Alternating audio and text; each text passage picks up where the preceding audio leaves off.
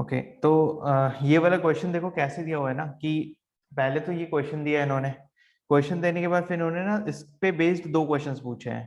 ठीक है, पहला क्वेश्चन है which one of the following is possible, और दूसरा फिर अगेन एक क्वेश्चन है। तो ये दो क्वेश्चंस हैं। ओके, इस पे बेस्ड तो पहले तो तुम अपना ये बना लो एक टाइप से दिमाग में कि टोटल फिगर की ये क्या बोल रहे हैं, कौन सा ग्रेटर कौन सा स्मॉलर। उसके बाद फिर दोनों क्वेश्चंस को अटेम्प्ट करना है एक साथ।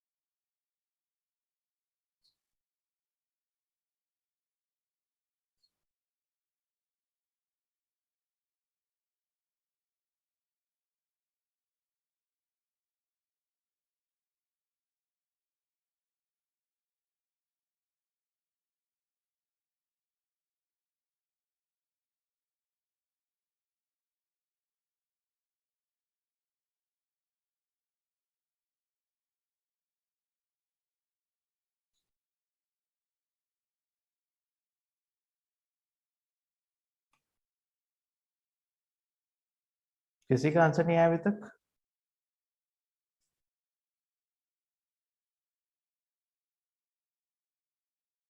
कोई बात नहीं।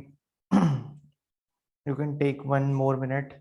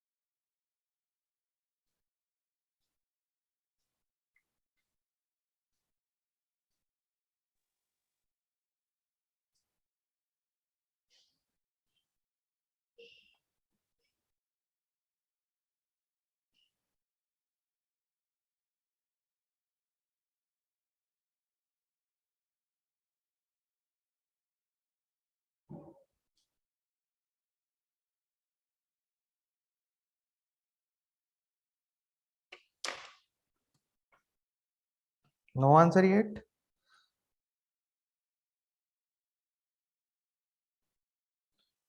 चलो फिर इस क्वेश्चन को हम खुद करके देखते हैं एक बार, ठीक है, ताकि वो नेक्स्ट क्वेश्चन से फिर तुम सॉल्व कर सको। Shall we move to the answer? करें क्या सॉल्व इसको, या और टाइम चाहिए तुम्हें? हाँ स्वस्तिक, रितेश, सॉल्व करना स्टार्ट करना चाहिए। राधिका, यश, ओके, रितेश बोल रहे हैं यस। ठीक है, चलो इसको हम एक बार सॉल्व कर लेते हैं, कोई इशू नहीं है।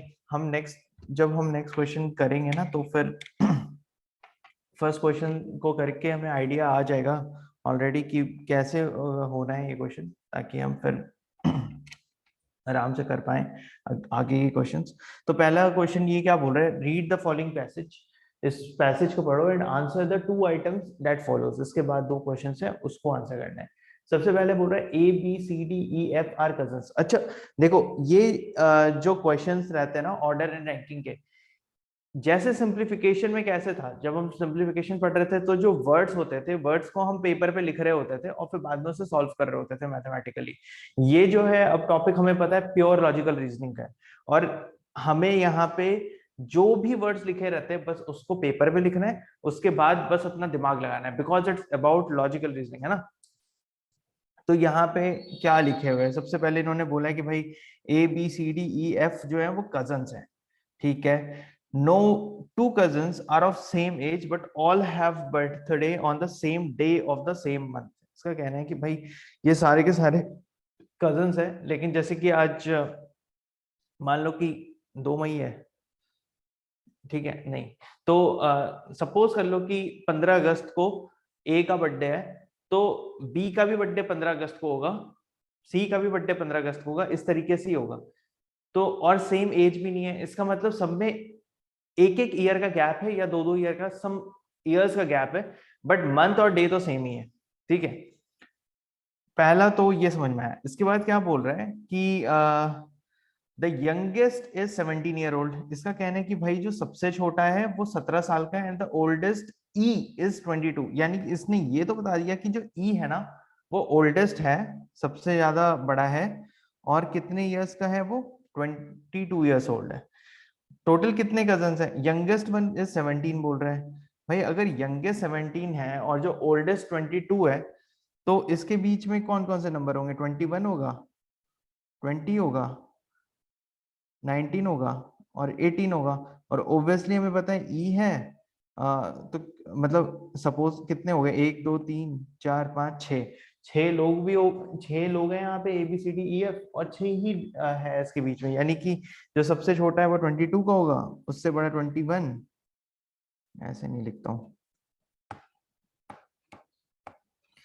ठीक है, उससे जो बड़ा है वो मतलब छोटा है वो 21, ठीक है, 20, 19, 18 और सबसे छोटा 17। ऑब्वियस इस टाइप से ही सारे के सारे होंगे एक एक साल के बाद, है ना। इस पैटर्न से तो अभी तक हमें ये समझ में आया। अब इसके आगे क्या बोल रहे हैं, इसके आगे बोल रहे हैं कि F is somewhere between B and D in age. ये बोल रहा है कि भाई एफ जो है ना वो बी और डी के बीच में है, बी ऑब्लिक डी के बीच में है। अब हमें ये नहीं पता कि बी बड़ा है या डी बड़ा है, अभी तक तो ये पता नहीं है। लेकिन अगर सपोज बी बड़ा होगा तो डी छोटा होगा, और अगर डी बड़ा होगा तो बी छोटा होगा। बट एफ इतना तो फिक्स है कि भाई ये बी और डी के बीच में है ना। ए इज ओल्डर देन बी, इसका कहना है कि जो ए है ना वो बी से बड़ा है। A is older than B, okay, हमने ये भी नोट कर लिया। और बोल रहे हैं कि C is older than D, C is older than D, okay. अगर ए बी से बड़ा है और सी डी से बड़ा है and A is 1 year older than C, ये भी लिखा है कि A is 1 year older than C. A जो है वो सी से 1 साल बड़ा है। 1 साल बड़ा है मतलब कि ये तो समझ में आ रहा है कि ए के बाद सीक्वेंस में सी ही आएगा, क्योंकि यहाँ पे सब में एक एक साल का ही डिफरेंस है।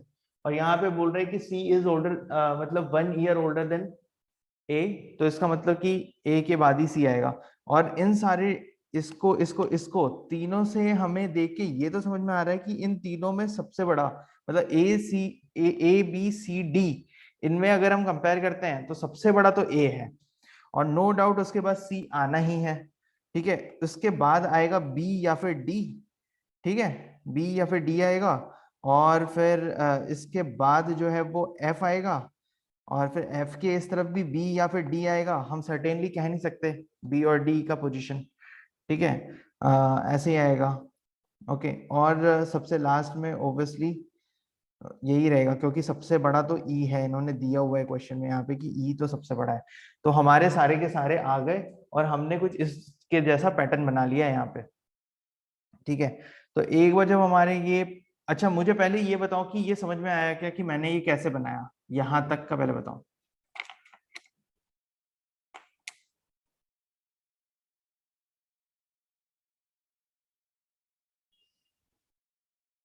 यहाँ तक जो मैंने ये बनाया है सीक्वेंस, वो समझ में आया क्या सबको, या फिर किसी को डाउट है?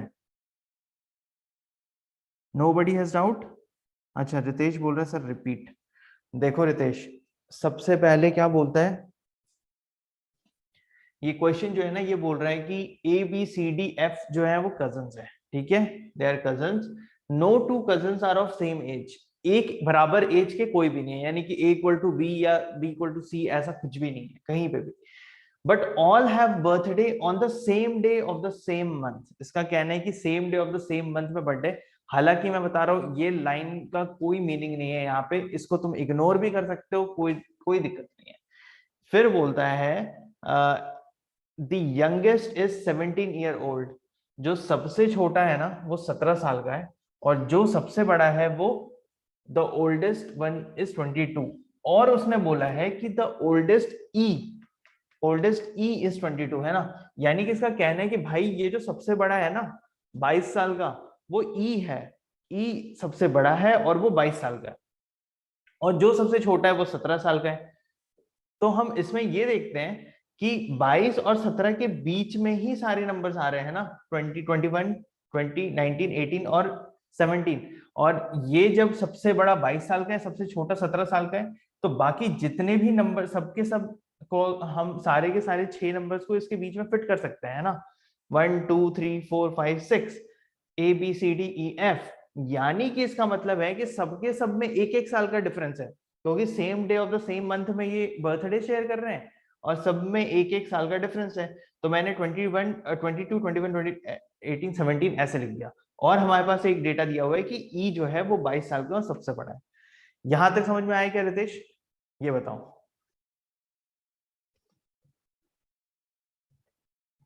यहां तक समझ में आया? Yes, okay good. अगर यहां तक तुम समझ गए तो इसके बाद हम आगे के डेटा पे आते हैं। आगे क्या बोलते हैं, F is somewhere between B and D in age. इसका कहना है कि जो F है वो B और D के बीच में है कहीं पे।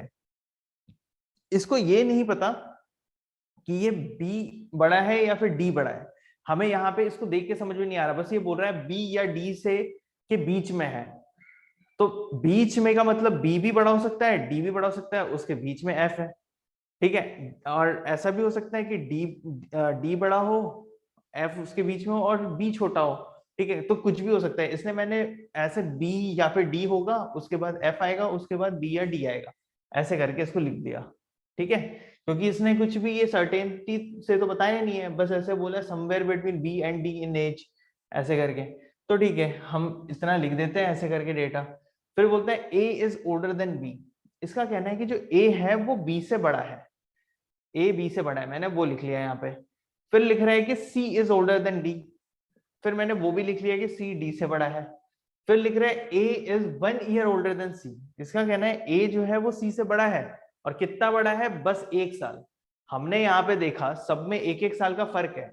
अगर ए सी से मात्र 1 साल बड़ा है तो उस केस में ए और सी एक साथ ही आ रहे होंगे ना, जहां कहीं पे भी आ रहे होंगे, करेक्ट।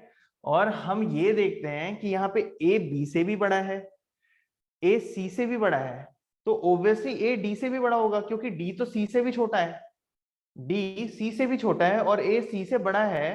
तो इसका मतलब कि ए सी से बड़ा है और सी जो है वो इससे इससे हम ये वाले से हम ये इंटरप्रेट कर सकते हैं कि ए सी से बड़ा है और सी जो है वो डी से बड़ा है, करेक्ट। डी सी से बड़ा है और ए बी से भी बड़ा है। सबसे पहला इक्वेशन बोल रहा है ए बी से भी बड़ा है, तो इसलिए मैंने क्या लिखा यहाँ पे कि भाई ए बी से तो भी बड़ा है, सी से भी बड़ा है, यानी ए अच्छा खासा बड़ा है, सबसे बड़ा है ना। और एफ जो है वो बी और डी के बीच में है, इसलिए ये समझ में, इससे ये समझ में आता है कि ए जो है वो इन सभी लोगों में सबसे ज्यादा बड़ा है। आफ्टर ई, ई तो है सबसे ज्यादा बड़ा ही है। यहाँ पे जितना डेटा दिया है ए बी सी डी और हाँ ए बी सी डी और एफ का, उसमें मेरे को सब ये समझ में आ रहा है कि ए सबसे बड़ा है। रितेश, यहाँ तक क्लियर है क्या कि ए कैसे सबसे बड़ा है?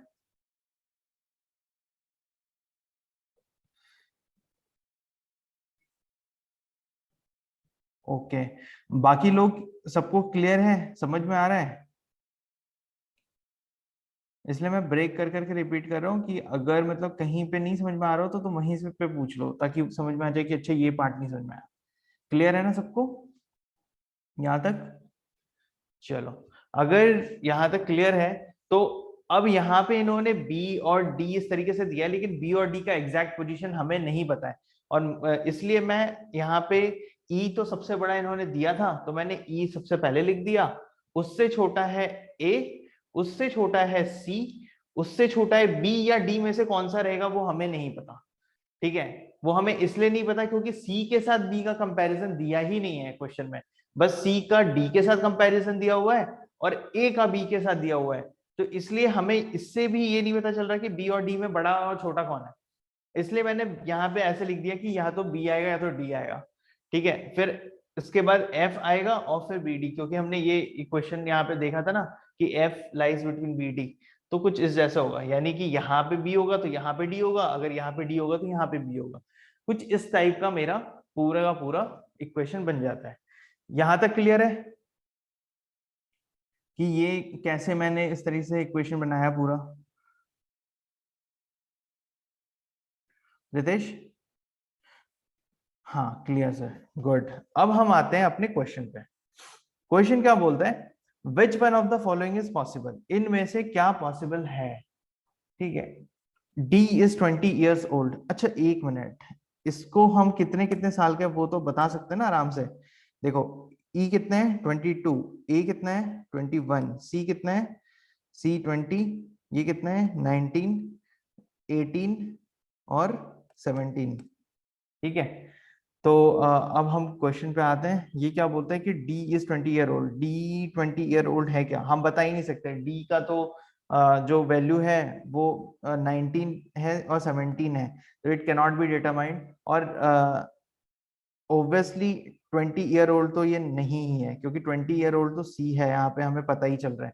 तो पहला ऑप्शन तो गलत है। दूसरा बोल रहा है F is 18 year old. F is 18 year, हाँ ये तो सही लग रहा है, एफ 18 ईयर्स ओल्ड है। ठीक है, तो ये आंसर रहेगा।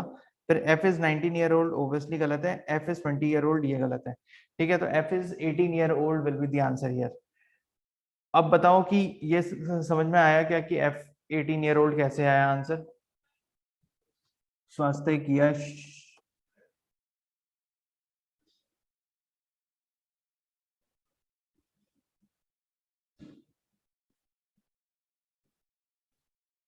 ओके, एवरीवन एल्स क्लियर है? स्वास्तिक, यश, राधिका।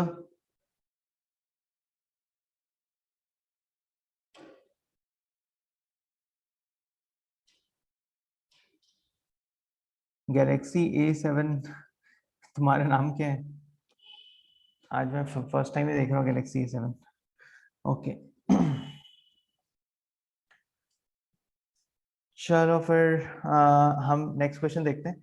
नेक्स्ट क्वेश्चन ये बोल रहा है कि what is the number of logically possible order of all six cousins in term of increasing as.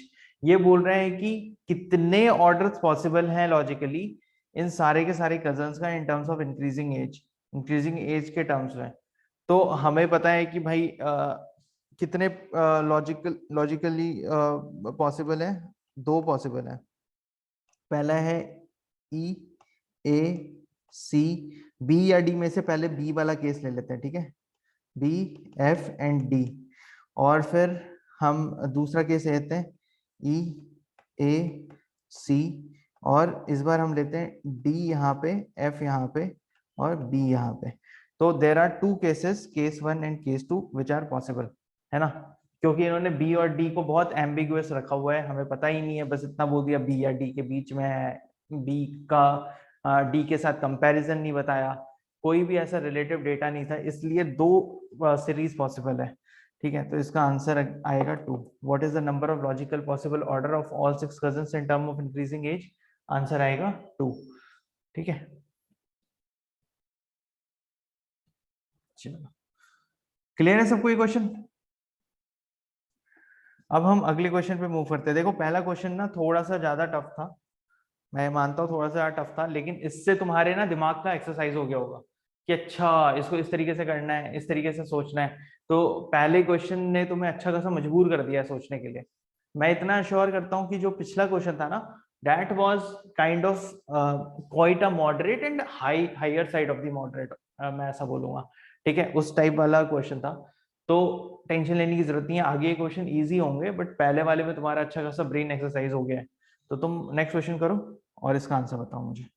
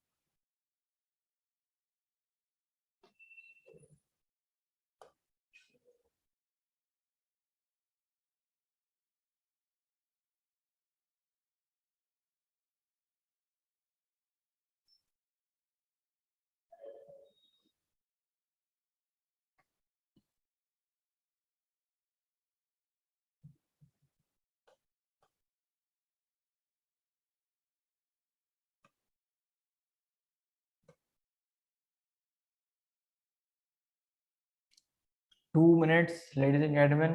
This question is not very difficult. I am expecting answers from you. बहुत easy question है, जैसा लिखा है वैसा का वैसा इसको लिखो। ठीक है, और फिर दिमाग लगाओ और अरेंज करो उसको पैटर्न में, आंसर आ जाएगा। बहुत इजी है, बहुत ज्यादा। ओके, यश का आंसर बी आया है, गुड यश।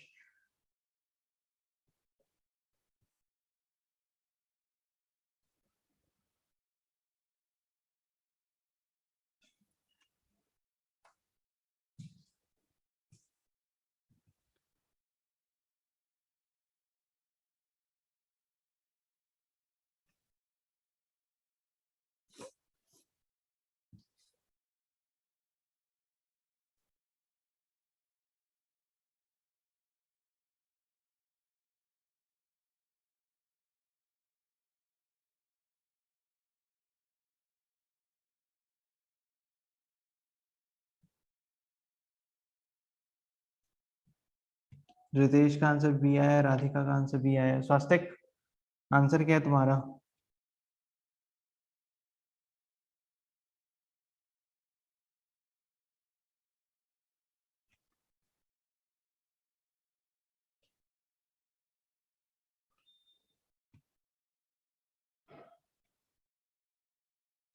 चलो ठीक है, अभी हम देखते हैं क्वेश्चन हम कैसे सॉल्व कर सकते हैं, ठीक है। तो इस क्वेश्चन में सीधा सीधा लिखा हुआ है Usha runs faster than Kamala. Usha runs faster than Kamala, okay. Preeti runs slower than Swati. Preeti runs slower than Swati.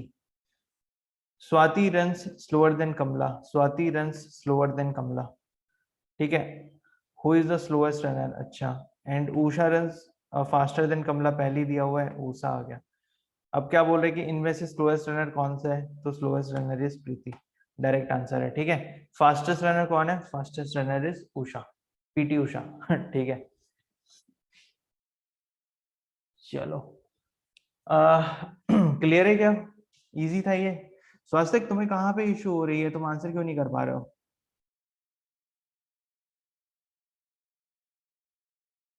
Where are you facing issue स्वास्थ्य?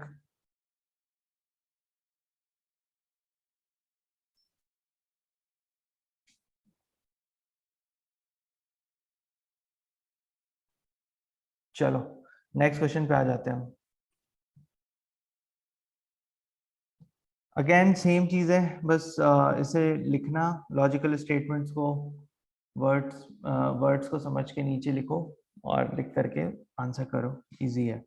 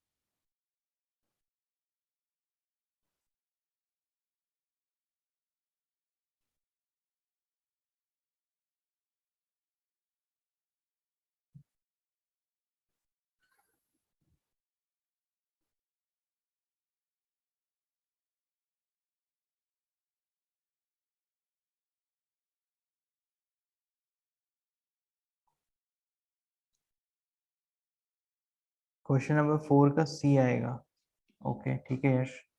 बाकी लोग सॉल्व करो, again take 1 more minute of time, think and do.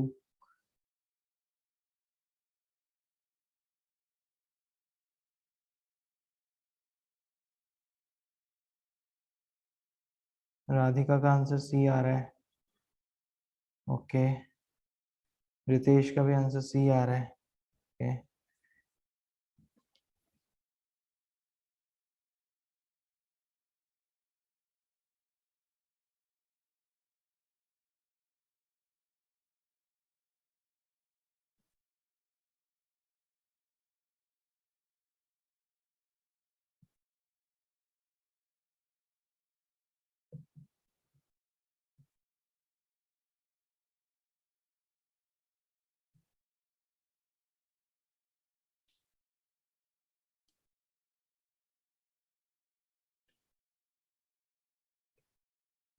30 seconds more, ladies and gentlemen, and then I'll start with solution.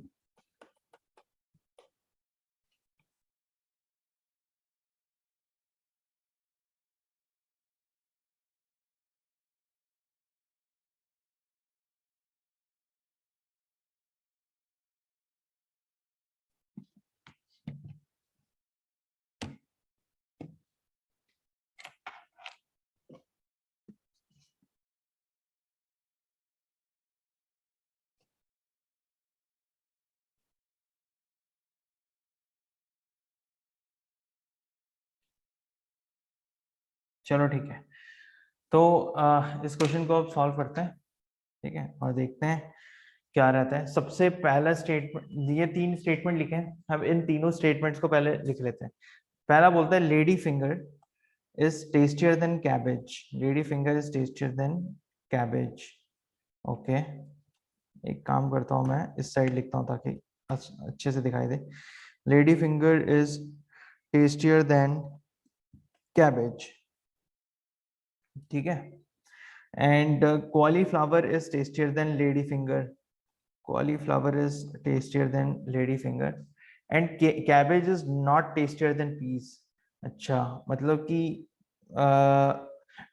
Cabbage is not tastier than peas का मतलब हो गया कि piece जो है वो कैबेज से कम टेस्टी है। पीस जो है वो कैबेज से कम टेस्टी है, बट इसका मतलब पी जो है वो कहीं पे भी इस जगह पे हो सकती है या फिर बराबर भी हो सकता है, क्योंकि इसने क्या बोला कि it is not tastier than cabbage.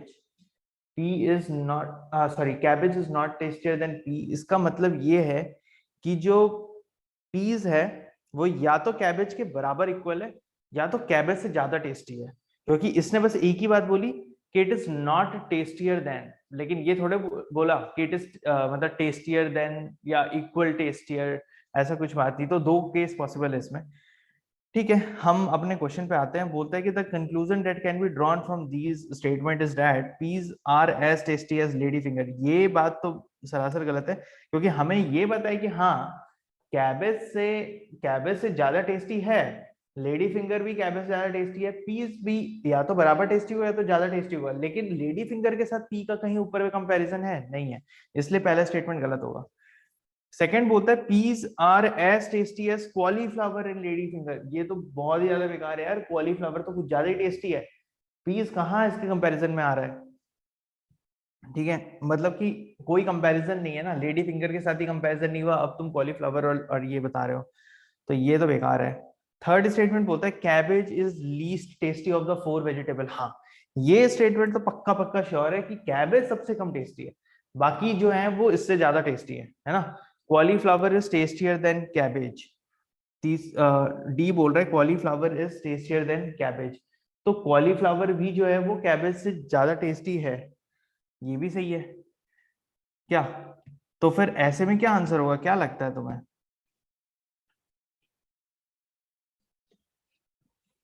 तो तुमने सी कैसे, मतलब तुम सी तक कैसे पहुंच गए?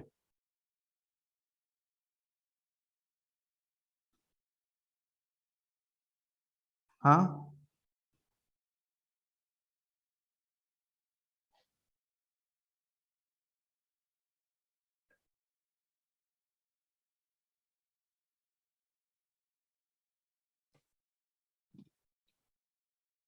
पता है, देखो ये दोनों स्टेटमेंट जो है ये सही हो रहे हैं, ठीक है, लेकिन अगर तुम थोड़ा सा इस पे दिमाग लगाओगे ना, तो हम यहाँ पे एक चीज देख रहे हैं, वो क्या है कि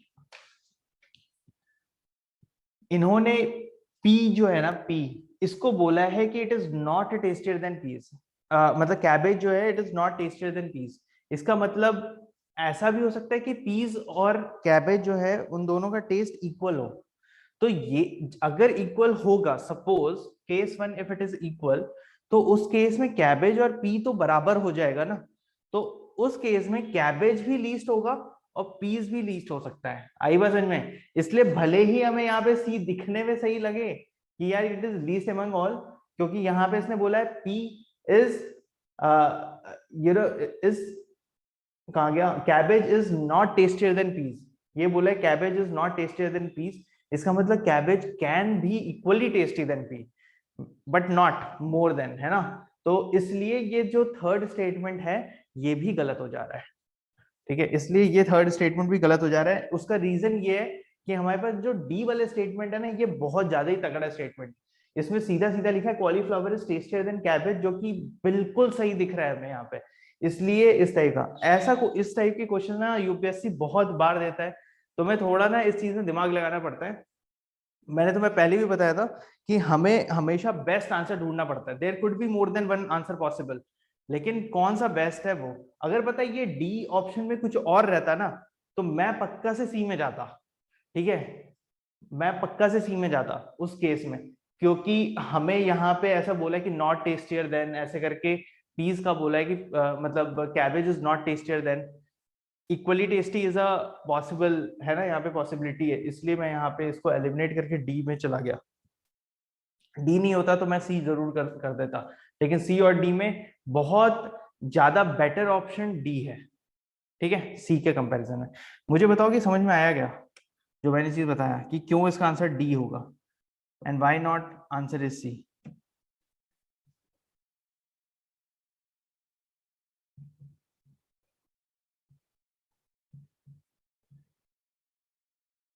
I was also confused between C and D, but now it is clear. चलो, okay, clear, very good. ठीक है, okay.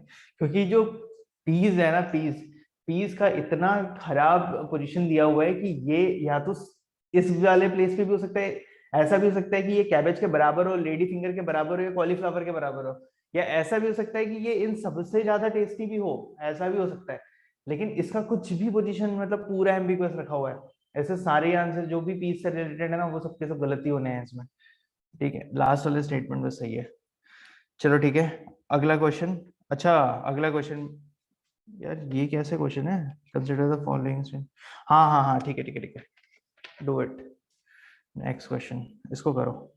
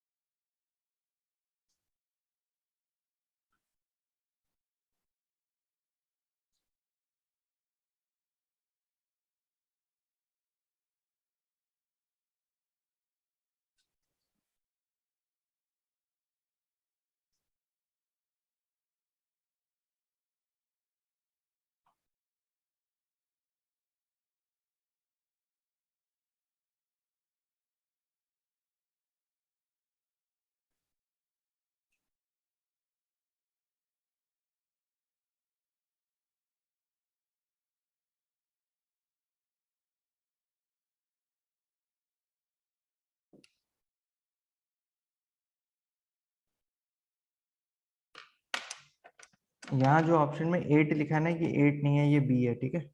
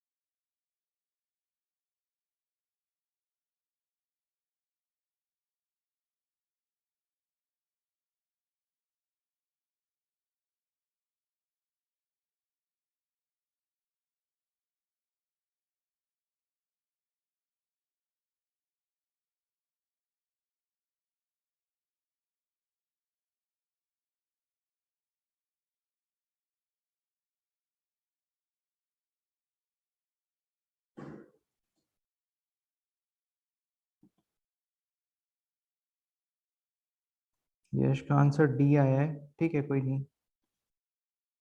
1 more minute ladies and gentleman.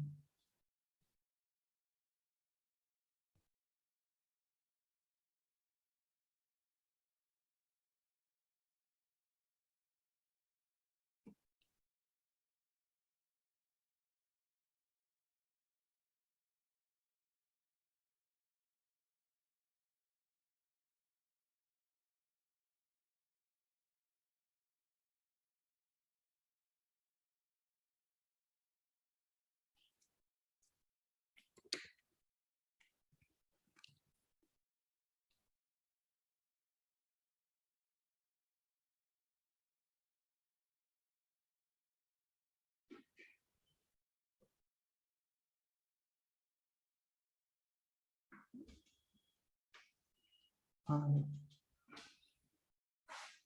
हाँ स्वस्तिक। ओके, मैं सोचा तुम आंसर क्यों नहीं कर रहे हो, ट्रैवल कर रहे थे। नहीं आए, मे बी कल भी नहीं आए थे because of may be rain.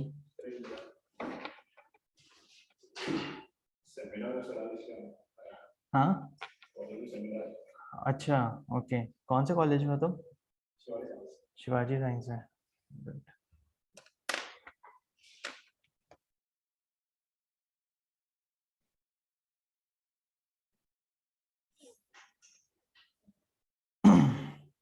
Fifth question पे अभी तो हम लोग।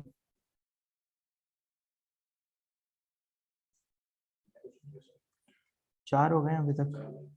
Fifth question.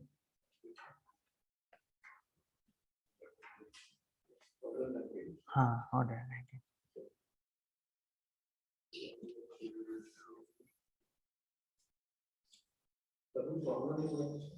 नहीं कोई फॉर्मूला नहीं है, अपना बस लॉजिक लगाओ और सॉल्व करो इसको।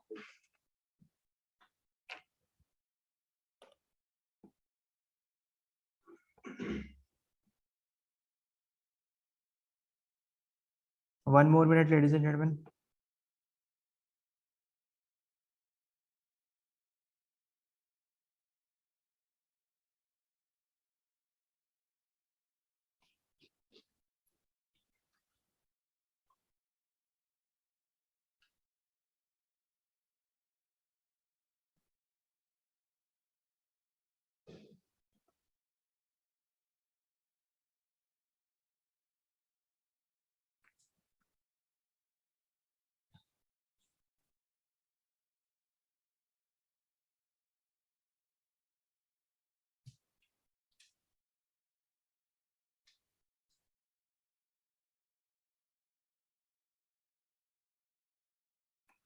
अच्छा, राधिका का आंसर है बी या फिर D.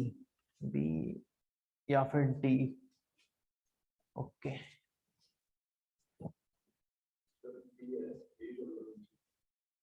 A is older than C. D आएगा आंसर। ओके चलो ठीक है, इस क्वेश्चन को अब हम सॉल्व करते हैं। हाँ रितेश, सी और डी बोल रहे हो, ठीक है। देखो पहले तो मुझे तुम बोल दे रहे हो सर सी या फिर डी में से कोई ऑप्शन होगा, लेकिन यूपीएससी में तो तुम बोल भी नहीं पाओगे वहां एग्जाम में। चलो हम इसको सॉल्व करते हैं। सिंपल चीज है, consider the following statement, either A and B are of same age. या तो ए और बी सेम एज के हैं, और ए इज ओल्डर देन बी, या फिर ए जो है वो बड़ा है बी से। हाँ तो मैं इसको ऐसे लिख सकता हूँ ना, इसको इस तरीके से, है कि नहीं। तो ये हो गया मेरा पहला स्टेटमेंट। दूसरा स्टेटमेंट क्या बोलता है?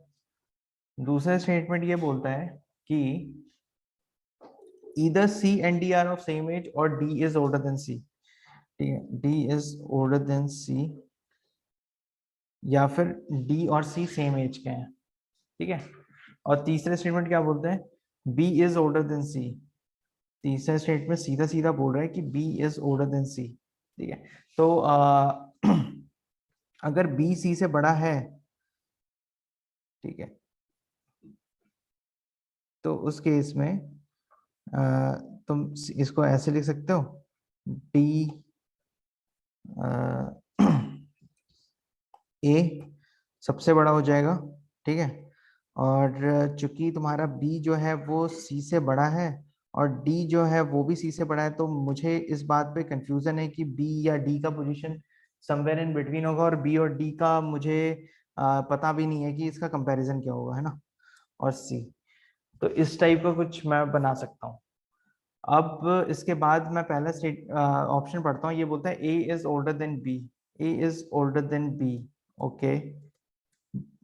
बट एक चीज है कि A is older than B but also equal to B, है ना, इक्वल भी हो सकता है।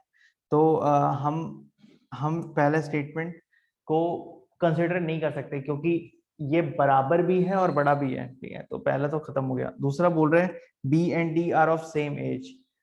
बी और डी सेम एज के हैं, ये हमें कैसे पता चल रहा है? बी और डी का तो कोई कंपैरिजन दिया हुआ ही नहीं है, तो हमारा सेकंड ऑप्शन भी खत्म हो गया, ठीक है। तीसरा ऑप्शन क्या बोलता है? D is older than C, D is older than C, D is older than C. हाँ, D is older than C सही है, लेकिन D is also equal to and older than ना। तो इक्वल टू भी हो सकता है। तो जैसे हमने ए को एलिमिनेट किया था, वैसे हम सी को भी एलिमिनेट करते हैं। तो लास्ट में हमारा डी बचता है, और वही आंसर होना चाहिए, क्योंकि डी क्या बोल रहा है? A is older than C, A is older than C. ये तो एब्सोल्युटली करेक्ट स्टेटमेंट है। ए तो सबसे ज्यादा बड़ा है, तो ए इज ओल्डर देन सी, ये कंपैरिजन परफेक्ट है, ठीक है। तो आंसर इज डी। अब बताओ कि किसी को कोई डाउट है इसमें?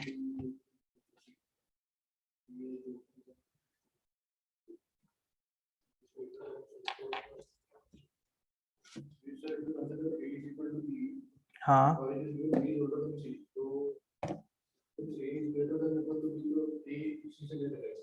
ए सी से ग्रेटर रहेगा, है ना। बस सिंपल सा ही चीज है। चलो फिर नेक्स्ट क्वेश्चन पे मूव होते हैं। Question number 6 is on your screen ladies and gentleman, please attempt this.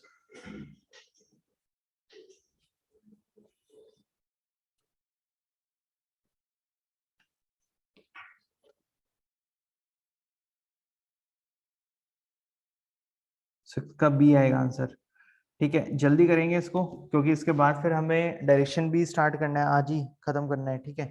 तो ताकि तुम घर पे जाके इन दोनों से रिलेटेड बाकी क्वेश्चंस को प्रैक्टिस कर सको। कोई डाउट हो तो नेक्स्ट डे पूछ लेना मुझसे।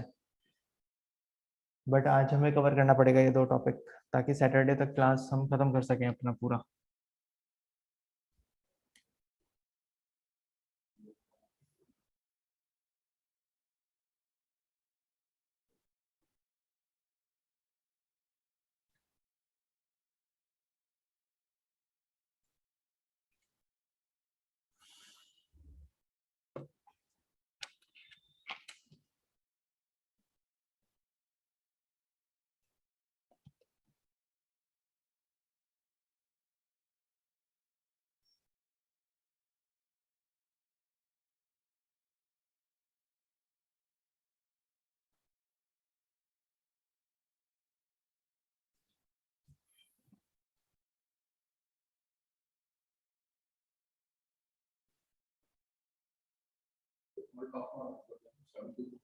हम्म, 17 क्या बोल रहे हो?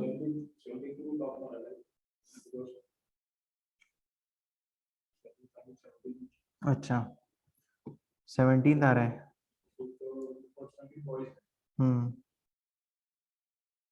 ठीक है, कोई नहीं, देखते हैं, मुझे भी सॉल्व करना पड़ेगा।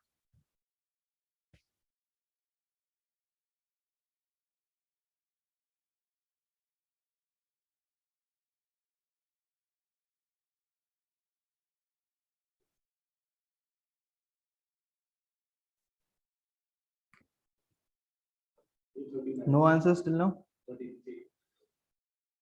मेरे पास स्वास्तिक का आंसर आया है ए अभी तक। Last 1 minute ladies and gentleman, and then we will start the solution. Easy है, थोड़ा सा दिमाग लगाना है बस।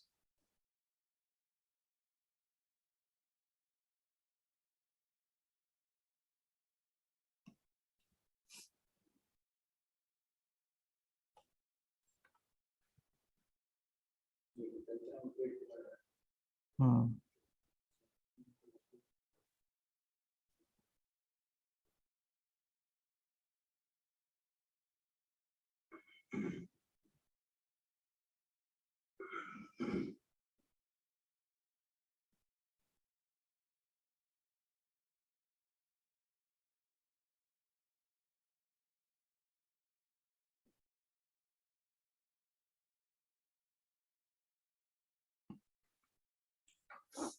चलो, यश का केवल आंसर आया है बी और स्वास्तिक का आंसर आया है ए।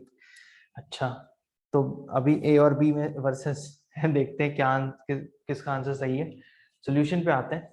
देखो ये क्वेश्चन क्या बोल रहा है कि इन अ क्लास ऑफ 60 स्टूडेंट, एक क्लास है, इस क्लास में कितने स्टूडेंट है, टोटल जो है वो 60 स्टूडेंट्स है। इस 60 स्टूडेंट्स में हमें पता है कि girls are twice than boys, है ना, यानी कि गर्ल्स वर्सेस बॉयज का जो रेशियो दिया हुआ है वो 2:1 का है कि नहीं, कि दो 2 टाइम्स गर्ल्स हैं और बॉयज 1 टाइम है।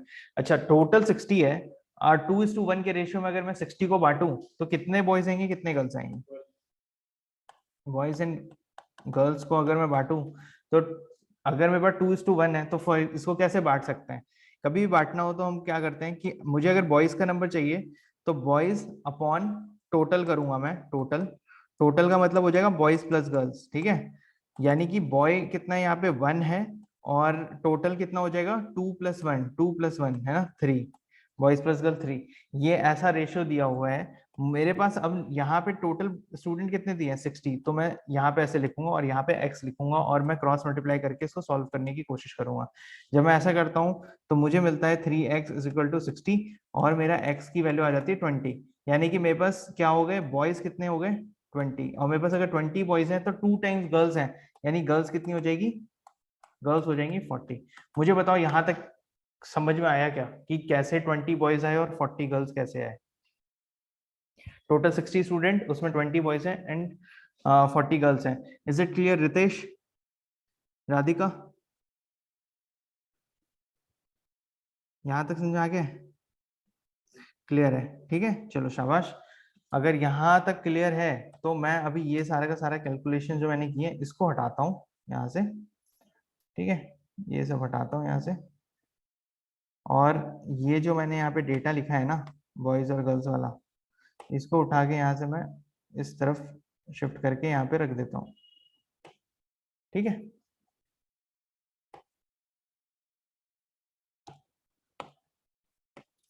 तो मेरे पास 20 बॉयज एंड 40 गर्ल्स आ चुके हैं, तो मैं यहाँ पे 20 बॉयज और 40 गर्ल्स लिख देता हूँ। ओके, अब क्या बोल रहे हैं कि वेयर द इसके बाद बोल रहा है कमल अ बॉय, कमल जो है वो एक बॉय है and he is rank 17th from the top. वो बोलता है कि भाई वो इस लिस्ट में एक लिस्ट बनी है वहां पे, उसमें वो रैंक 1 से लेकर के पूरे कितने तक होंगे, ऑब्वियसली रैंक 60 तक होंगे बच्चे। तो वो बोल रहे हैं कि वो उसका नंबर 17th है, उसका रैंक 17th आया है, ठीक है, 17th रैंक है उसका। ओके, अगर उसका 17th रैंक है फ्रॉम द टॉप, तो ये पूछ रहा है कि उसके आगे कितने बॉयज होंगे। अच्छा, अगर 17th फ्रॉम द टॉप है और उसने एक कंडीशन यहाँ पे दे के रखा है, if there are 9 girls ahead of Kamal, यानी कि 9 गर्ल्स इसके आगे हैं। कमल से पहले कितनी गर्ल्स हैं यहाँ पे, 9 गर्ल्स हैं। अगर 9 गर्ल्स हैं, रैंक 1 से लेके रैंक 17 के बीच में 9 गर्ल्स हैं, तो बॉयज कितने होंगे, बॉयज कितने होंगे। ओब्वियसली अगर कमल की रैंक 17 है, ध्यान से सुनना इस बात को, ठीक है, नहीं तो फिर कंफ्यूज हो गए। अगर कमल की रैंक 17 है तो उसके पहले कितने स्टूडेंट्स होंगे, 16 स्टूडेंट्स होंगे, और 16 में से कितनी गर्ल्स हैं, 9 गर्ल्स हैं, तो बॉयज कितने होंगे 16 - 9 विच इज इक्वल टू 7, ठीक है। तो टोटल 7 बॉयज होंगे।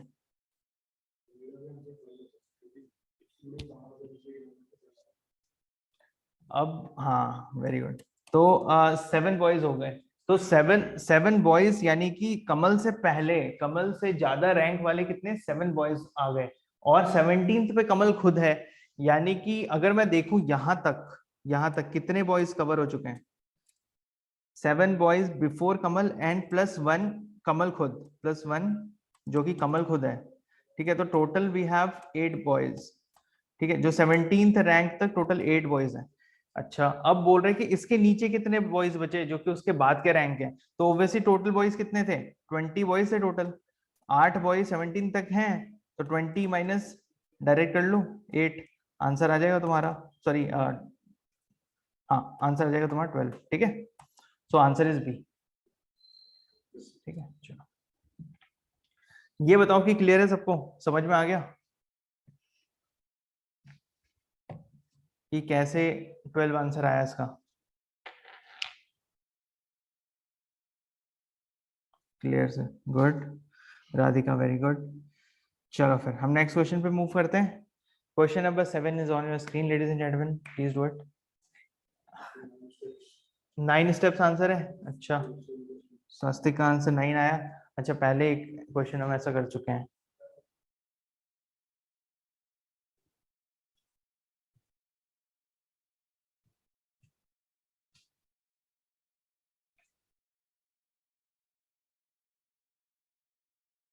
यश का भी आंसर 9 है। ठीक है, 30 seconds more, ladies and gentlemen. I think we have already discussed this kind of question in class once.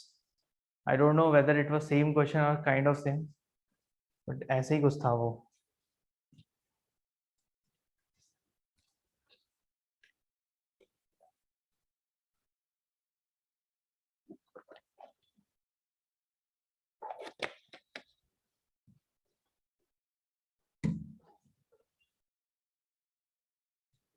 B answer आ रहा है। ओके, चलो फिर इसको सॉल्व करके देख लेते हैं। क्वेश्चन बोलता है a person is standing on the first step from the bottom of a ladder. एक सीढ़ी है, उसके पहले मतलब फर्स्ट स्टेप पे एक पर्सन खड़ा है, यहाँ पे खड़ा है, ठीक है, फर्स्ट स्टेप पे पर्सन खड़ा है।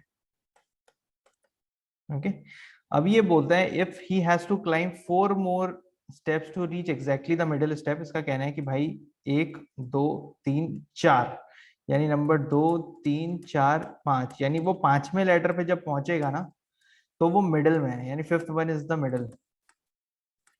अगर पांचवा नंबर बीच में है तो पूछ रहा है कि टोटल कितने लेटर्स होंगे। इस 5 वाले के नीचे कितने लेटर्स है, 1 2 3 4, 4 लेटर्स हैं इसके नीचे, तो 4 लेटर्स के ऊपर भी होने चाहिए। 4 लेटर ऊपर देख लेते हैं, 6 7 8 एंड 9, इसलिए आंसर इज 9।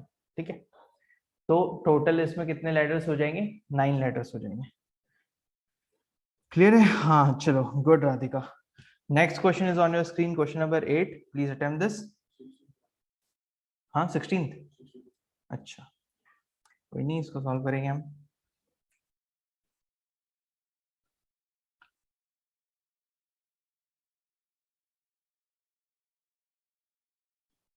आराम से करो, इस टाइप के क्वेश्चंस बहुत सारे आते हैं एग्जाम में, हर साल एक क्वेश्चन इस टाइप का तो आता ही है। ठीक है, और ऑर्डर एंड रैंकिंग से every year there is at least 2 questions तो रहते ही है, तो वो आएंगे ही तुम्हारे। Order and ranking is an important topic क्योंकि बहुत लॉजिकल भी है।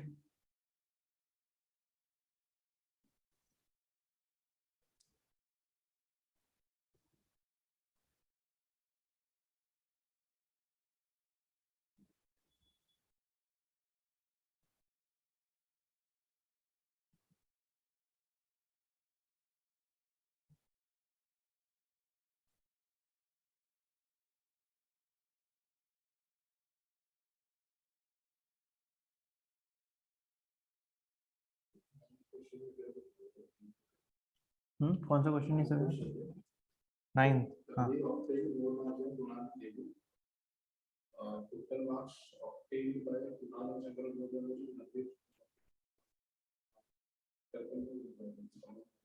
अच्छा,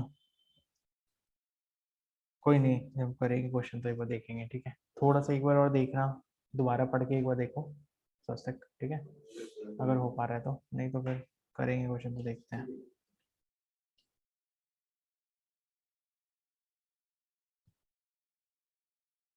यश का भी कहना है 16 थी, स्वास्तिक का भी कहना है 16 रैंक। ओके,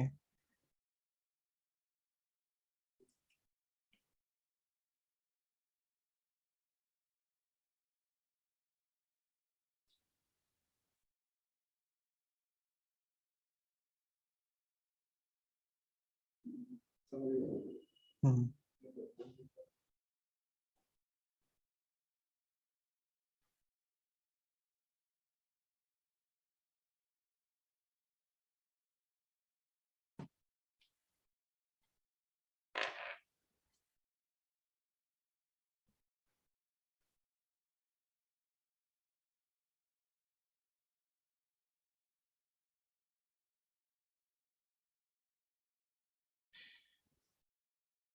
तुमने 10th का आंसर बताया क्या स्वास्तिक कुछ? 10th का नहीं बता, 9th वाला कर रहे हो ना? ठीक है, मैंने पढ़ लिया क्वेश्चन मेरे को।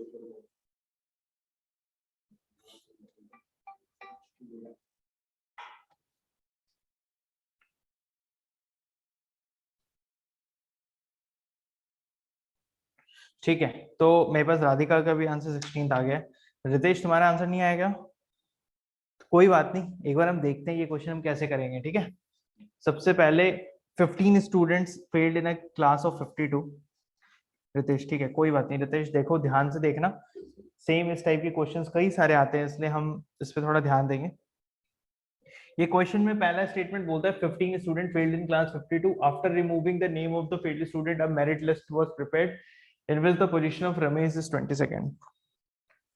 तुम्हें पता है इस क्वेश्चन को ना फालतू में लंबा बनाया गया ताकि देख करके डर जाएंगे बहुत लोग, जो मतलब घबराने वाले लोग हैं वो मैथ्स से, वो तो इस बोलेंगे भाई ये क्वेश्चन इतना बड़ा है, हमसे ना हो पाएगा, छोड़ो रहने देते हैं। लेकिन इसमें क्या कुछ नहीं बोला हुआ है, बस बोला है भाई 52 स्टूडेंट टोटल थे, उसमें से 15 हो गए फेल, और उनके नाम को क्या कर दिया इन्होंने, रिमूव कर दिया है। कोई मतलब है इन चीजों से? सीधा 52 माइनस 15 कर लो, 37 स्टूडेंट्स, खत्म बात। 52 की तो बात ही, ये सब डेटा का काम ही नहीं है। अब बचे बस 37 स्टूडेंट। अब ये बोल रहे हैं कि भैया 37 स्टूडेंट्स थे टोटल, यानी रैंक 1 से लेके कहाँ तक थे, रैंक 37 तक थे। अब उसमें ये बोल रहा है कि एक लड़का है जिसका नाम रमेश है, और उसका रैंक क्या आ रहा है, 22nd रैंक आ रहा है। 22nd रैंक है उसका क्लास में। ठीक है, 22nd ऑब्वियसली कहाँ से होगा, टॉप से, यानी कि इसके ऊपर 21 रैंक वाला लड़का होगा। इसके ऊपर में कितने, 21 बॉयज होंगे इधर पे। अगर यहाँ पे 21 बॉयज हैं तो ये क्या बोल रहा है, what is the position from the bottom, नीचे से इसका पोजीशन बताओ। अच्छा, नीचे से इसका पोजीशन क्या होगा, तो मैं पहले देख लेता हूँ कि 22nd के बाद यहाँ पे कितने लोग बचे हैं। इसका तो 22 पोजीशन है, करेक्ट, इसका 22nd पोजीशन है। अगर इसका 22nd पोजीशन है तो इसके 37 और 22 के बीच में है कितने बच्चे, मतलब 23rd से लेके 37 तक कितने बच्चे हैं। तो वो देखने के लिए मैं क्या करूंगा, मैं सीधा सीधा यार इसको माइनस कर दूंगा। ठीक है, 37 माइनस 22 कर दूंगा, 15 आ जाएगा। तो मुझे ये समझ में आ रहा है कि 22nd पोजीशन पे जहां पे रमेश है, वहां से लेके 37 तक टोटल कितने बच्चे, 15 बच्चे हैं। यानी कि अगर मैं नीचे से काउंट करूं तो 1 2 3 4 5 6 7 ऐसे करके मैं 15वां बच्चा मेरा यहाँ पे होगा। ठीक है, तो क्वेश्चन में ये तो नहीं पूछा कि टोटल नीचे कितने बच्चे हैं ना, इसने पूछा है कि नीचे से भाई का पोजीशन कितना है। तो अगर नीचे से रमेश का पोजीशन इसने पूछा है और 15 बच्चे इसके बाद तक हैं, तो 16वां पोजीशन होगा ना, नीचे से 16th पोजीशन पे होगा रमेश। तो इसलिए इसका आंसर आएगा 16th, सी आंसर आएगा, जो कि करेक्ट दिया गया है मुझे। राधिका, यश, स्वास्तिक सबने करेक्ट आंसर दिया है।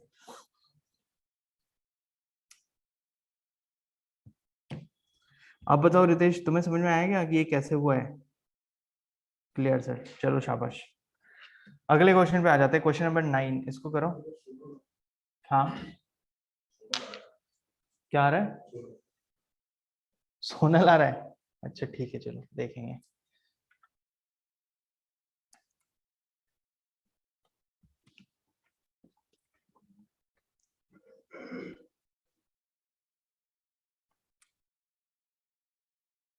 नाइन का बी होगा सर, नेहा आ रहा है। अच्छा, तो में से कोई एक ए बोल दो, मैं डी बोल देता हूँ। ठीक है, या मैं ए बोल देता हूँ, कोई डी बोल दो, फिर मजा आएगा। बी और सी तो आ ही चुके हैं।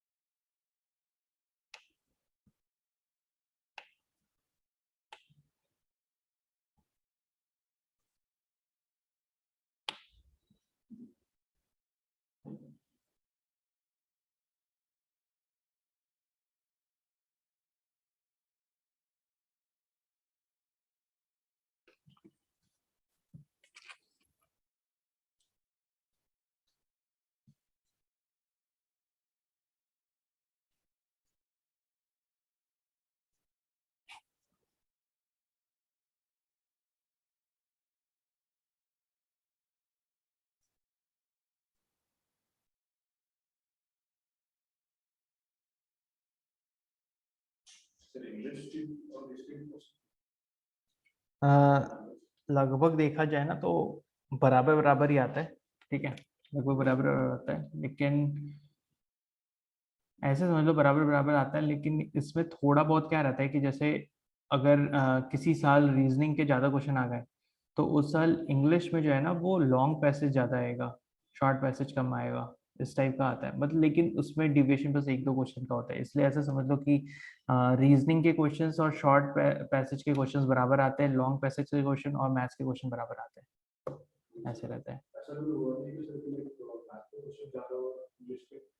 ऐसा नहीं, ऐसा नहीं होता है, बस ये हो जाता है कि इंग्लिश के ज़्यादा हैं, ऐसा होता है, रीजनिंग के ज़्यादा क्वेश्चन आ जाते हैं, मैथ्स के कम आते हैं, ऐसा रहता है। और हाँ, नहीं नहीं, रीजनिंग मतलब जो भी हम कर रहे हैं, इसमें मैथ्स नहीं है ना कुछ भी, तो लॉजिकल रीजनिंग है पूरा, ठीक है, तो इसके क्वेश्चन से आ जाते हैं। बस इतना होता है कि कभी क्या होता है कि मैथ्स वाला पोर्शन डिफिकल्ट आता है, इंग्लिश वाला इजी आता है, और इंग्लिश वाला डिफिकल्ट आता है, मैथ्स वाला इजी आता है।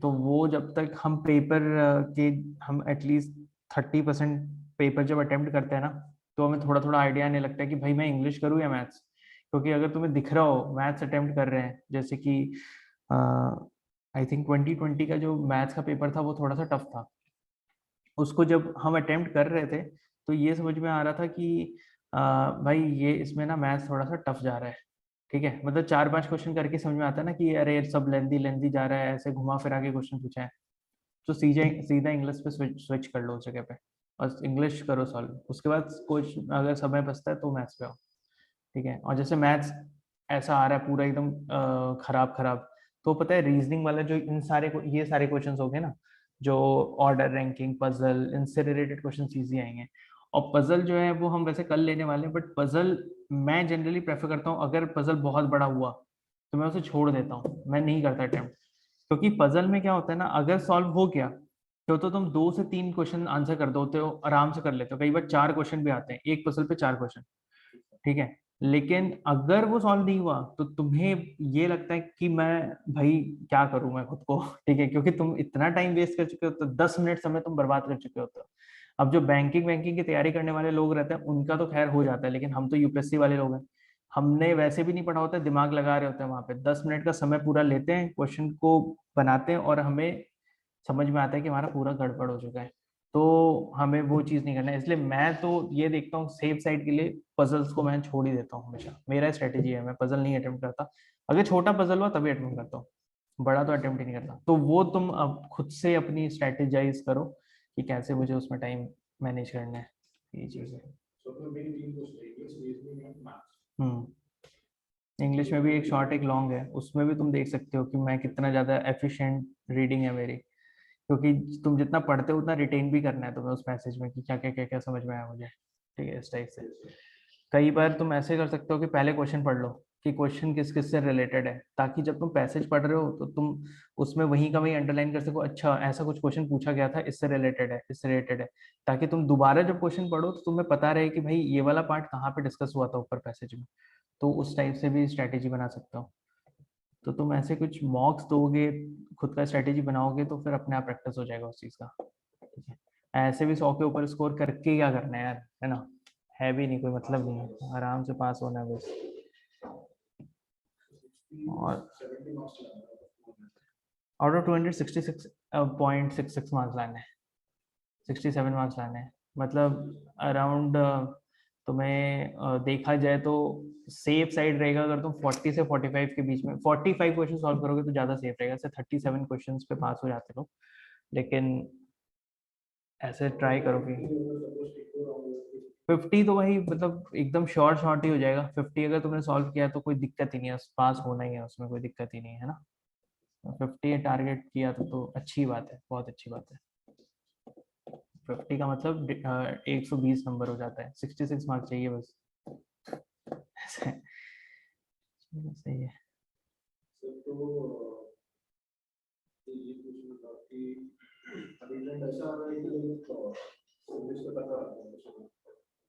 ये चीज है ना, मतलब मैंने कैसे बोला कि किसी साल इंग्लिश ज्यादा टफ आता है और तुम्हारा मैथ्स जो है वो ज्यादा इजी आता है, ठीक है, कभी मैथ्स टफ आता है कभी इंग्लिश इजी आता है, तो ऐसा कुछ बता नहीं सकते ये सोच करके कि नहीं इंग्लिश ज़्यादा ही टफ आ रहा है तो मैं मैथ्स पे ज़्यादा फोकस करता हूँ, और ऐसा हो गया एग्जाम में जाते ही तुम्हारा मैथ्स इजी आ गया तो क्या करोगे?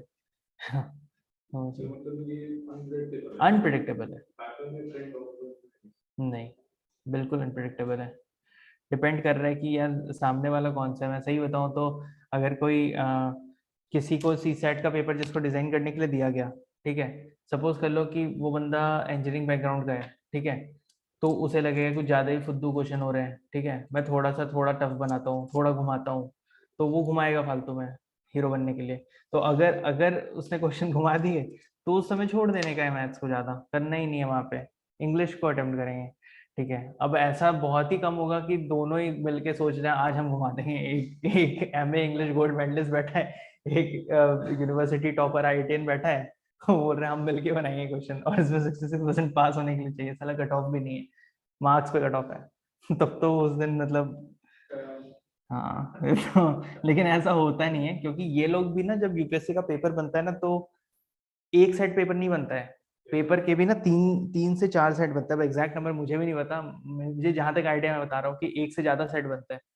और इसमें क्या होता है कि अगेन जो जो जो चेयरमैन होता है ना, उसके बाद जब ये पेपर का सैंपल जाते हैं, सैंपल क्वेश्चंस मतलब हर एक पेपर के, उनको भी एग्जैक्टली नहीं पता होता है कि सारे कौन से आने वाले हैं। इंस्टीड तुम ये समझ लो कि जो पेपर में जितने क्वेश्चन है, ऐसा नहीं है सारे क्वेश्चन एक बंदे ने सेट किया, नहीं, बहुत सारे लोग अलग अलग क्वेश्चन सेट कर रहे होते हैं, एक से ज्यादा ये हो रहे होते हैं और सब सफल किए जाते हैं और फिर चूज किए जाते हैं। तो इंस्टीट्यूट प्रेसिडेंट को भी नहीं पता होता है कि एग्जैक्टली कौन सा पेपर कैसा है, ठीक है, लेकिन उसके पास वो सैंपल क्वेश्चन आते हैं तो वो उसमें से पिक एंड चूज करके ये बताता है कि भाई इस वाले सेट का ना कुछ ज्यादा ही टफ है, ये मत दो, ये कुछ ज्यादा इजी है, ये मत दो, थोड़ा मॉडरेट वाला दो, उस टाइप से वो भी डिसाइड करके बताता है। तो अच्छा खासा एनालिसिस रहता है। और अगर एक पेपर लीक हो गया तो बैकअप पे इनके पास दूसरा पेपर रहता है। सपोज कर लो कि लीक हो गया किसी तरीके से और ये पता चली, अगले ही दिन यूपीएससी दूसरा एग्जाम ले लेगा, वो वेट भी नहीं करेगा एक महीने का। कई कई बार ऐसा होता है ना कि जैसे कि एमपीएससी या कोई भी मतलब स्टेट का कई बार हो जाता है पेपर लीक हो जाता है, तो ऐसा पेपर लीक होने के बाद फिर एक महीने के बाद पेपर होता है। बट यूपीएससी का ऐसा नहीं होता। एक बार ऐसा हुआ है यूपीएससी के साथ कि पेपर जो है वो लीक हुआ है, तो जब लीक होता है तो तुरंत ही एग्जाम लेता है, और मॉडरेट पेपर था, टफ वाला उठा के डाल देता है ऐसे, ठीक है। तो ये रहता है। तो वही चीज है, इन चीजों का कुछ भी प्रेडिक्टेबिलिटी नहीं है। हाँ इजी आएगा, बिल्कुल इजी एंड मॉडरेट ही आएगा। ओ तुम्हारा हो जाएगा, मतलब टेंशन मतलब 33% चाहिए पास होने के लिए।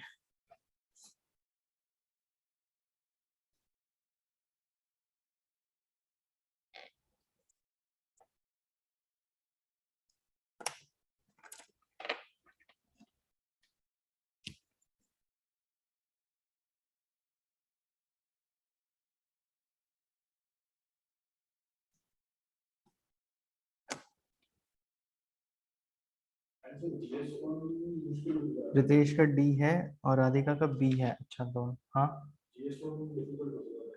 GS1 एक्चुअली क्या हो रहा है, हाँ हाँ हाँ, GS1 का कंपैरेटिवली तो थोड़ा सा डिफिकल्ट हो रहा है, हर बार 100 के नीचे कट ऑफ जा रहा है उसका। और उसका रीजन एक चीज ये समझ में आ रहा है ना कि आजकल यूपीएससी ने ना करंट अफेयर्स थोड़ा पूछना कम कर दिया है। ये लोग बहुत ज्यादा बेसिक से क्वेश्चन पूछ रहे हैं, तो बहुत इंपॉर्टेंट है कि तुम्हारी एनसीईआरटी पे कितना ग्रिप है उसके ऊपर। तुम पॉलिटी के क्वेश्चन देखो ना, आजकल ऐसा हो चुका है कि तुम अगर एम लक्ष्मीकांत पढ़ के पूरा भी चले जाते हो तो भी वो घुमा देते हैं, क्योंकि वो क्वेश्चन कुछ वो पूरा का पूरा ना क्वेश्चन जो है बहुत लॉजिकल पूछते हैं, बहुत बेसिक से क्वेश्चन पूछ रहे हैं वो लोग। ठीक है, तो जिस वजह से कि ऐसा कुछ भी बोलना डिफिकल्ट है कि भाई इसी किताब से पढ़ लो तो हो जाएगा। मतलब बेसिक चीज है, एनसीईआरटी पढ़ो और कॉन्सेप्ट समझना वो जरूरी है। ठीक है, तो इस टाइप का हो गया थोड़ा ट्रेंड, करंट अफेयर्स का वैल्यू थोड़ा कम हो गया है रिसेंटली, तो ऐसे ही आ रहा है। यस, कंटेम्प्रेरी अफेयर्स तो रहता ही। अब यूपीएससी का आदत ऐसा है कि ये अगर वो बेसिक से भी क्वेश्चन पूछता है तो वो somehow related to current affairs रहती है। ठीक है, मतलब कुछ चीज अगर न्यूज में आ गई, ठीक है, जैसे कि मैं क्या एग्जांपल दूं, जैसे कि फॉर एग्जांपल बहुत ही बेसिक एग्जांपल लेता हूँ, मान लो कि अभी फिलहाल क्या हो रहा है, आरबीआई रेपो रेट इंक्रीज करते जा रही है, करेक्ट। अब आरबीआई ने रेपो रेट इंक्रीज किया, ये तो हमारे न्यूज में आ रहा है, लेकिन क्वेश्चन में ये इससे रिलेटेड नहीं पूछेंगे कि RBI has increase the repo rate या ये, ऐसा क्वेश्चन कभी नहीं पूछता यूपीएससी। वो क्या पूछेगा, रेपो रेट क्या होता है, समझ रहे हो, मतलब वो somehow it will be related to current affairs, क्योंकि ऐसा कुछ चल रहा है तो उसने ना उसका बेसिक पूछता है। ये नहीं कि तुम न्यूज़पेपर पढ़ रहे हो तो क्या चल रहा है वो नहीं पूछेगा, उसको पढ़ करके तुमने जो जो टर्म्स देखे वो क्या होता है ये तुमने जानने की कोशिश की या नहीं की, वो ऐसे क्वेश्चन ज्यादा पूछता है। बिल्कुल बोल सकते हैं कंटेम्प्रेरी अफेयर्स, है ना, ठीक है इस टाइप पे। हाँ, बेसिक से क्वेश्चन पूछते हैं वो ज्यादा।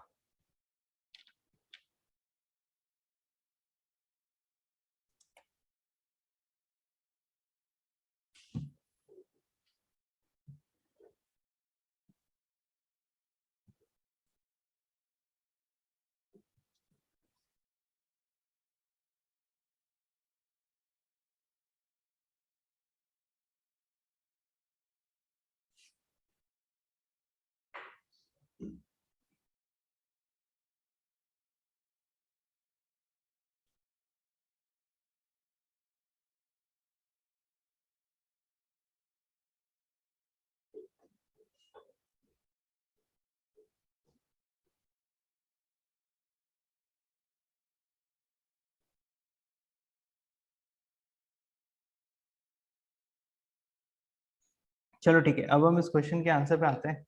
ये क्वेश्चन क्या बोल रहे हैं, ये क्वेश्चन ये बोल रहे हैं कि भाई in a test Randhir obtained more marks, ठीक है, in a test Randhir obtained more marks than Kunal and Debu, total marks obtained है ना, तो यानी कि रणधीर के जो मार्क्स हैं वो ज्यादा हैं किससे, कुणाल प्लस देबू के मार्क्स है, के प्लस डी, ठीक है। और ये तो पहला हो गया। दूसरा क्या बोल रहे हैं कि the total marks obtained by Kunal and Shankar, अच्छा कुणाल प्लस शंकर, इन दोनों के जो मार्क्स हैं ये ज्यादा हैं compare to those of Randhir, Randhir ने जितना स्कोर किया उससे ज्यादा। फिर बोलते हैं Sonal obtained more marks than Shankar, यानी सोनल के मार्क्स ज्यादा हैं शंकर से। और Neha has obtained more marks than Randhir, तो बोलते हैं कि हाईएस्ट मार्क किसका होगा। अच्छा, अगर मुझे हाईएस्ट मार्क देखना हुआ तो पहले तो ये समझ में आ रहा है कि Neha is greater than Randhir, तो मैं यहाँ पे एक तो लिख सकता हूँ नेहा को पहले एक क्वेश्चन में, ठीक है। फिर बोलते हैं कि रणधीर के मार्क्स कम है के प्लस शंकर से, के मतलब अपना कुणाल प्लस शंकर से, ठीक है। तो रणधीर के मार्क्स कम हैं, यानी कि अगेन कुणाल और शंकर यहाँ पे कहीं होंगे, बट हमें ये नहीं पता कि नेहा के ज्यादा हैं, कुणाल के हैं, शंकर के हैं। सोनल और शंकर का दिया है कि सोनल के मार्क्स ज्यादा है, तो ठीक है मान लेता हूँ सोनल के ज्यादा है, लेकिन अगेन नेहा के साथ भी कोई कंपैरिजन नहीं दिया है, यानी कि डेटा ढंग से तो दिया ही नहीं है ना। सीधा सा बात है, इसका आंसर डी होगा, डेटा आर इनएडिक्वेट, क्योंकि इसके आगे की चीजें प्रिडिक्ट करनी बहुत टफ है कि हाईएस्ट मार्क किसके, क्योंकि नेहा का कोई कंपैरिजन नहीं है, बस रणधीर के साथ कंपैरिजन दे दिया, लेकिन उसका कुणाल और शंकर के साथ नहीं है, क्योंकि कुणाल, शंकर और सोनल इनके मार्क्स ज्यादा हैं रणधीर के कंपैरिजन में, ठीक है, तो इसलिए इतना ज्यादा इनएडिक्वेट डेटा है। आंसर इसका डी रहेगा, ठीक है, क्लियर है, सबको समझ में आ गया है। ओके, अगर समझ में आ गया तो हम क्वेश्चन नंबर 10 नहीं करेंगे, इसको घर पे करना, ठीक है। हम सीधा अभी जाते हैं अगले टॉपिक पे जो कि अपना order and ranking, sorry direction. तो हम डायरेक्शन पे मूव करते हैं, डायरेक्शन की क्वेश्चंस को अटेम्प्ट करो।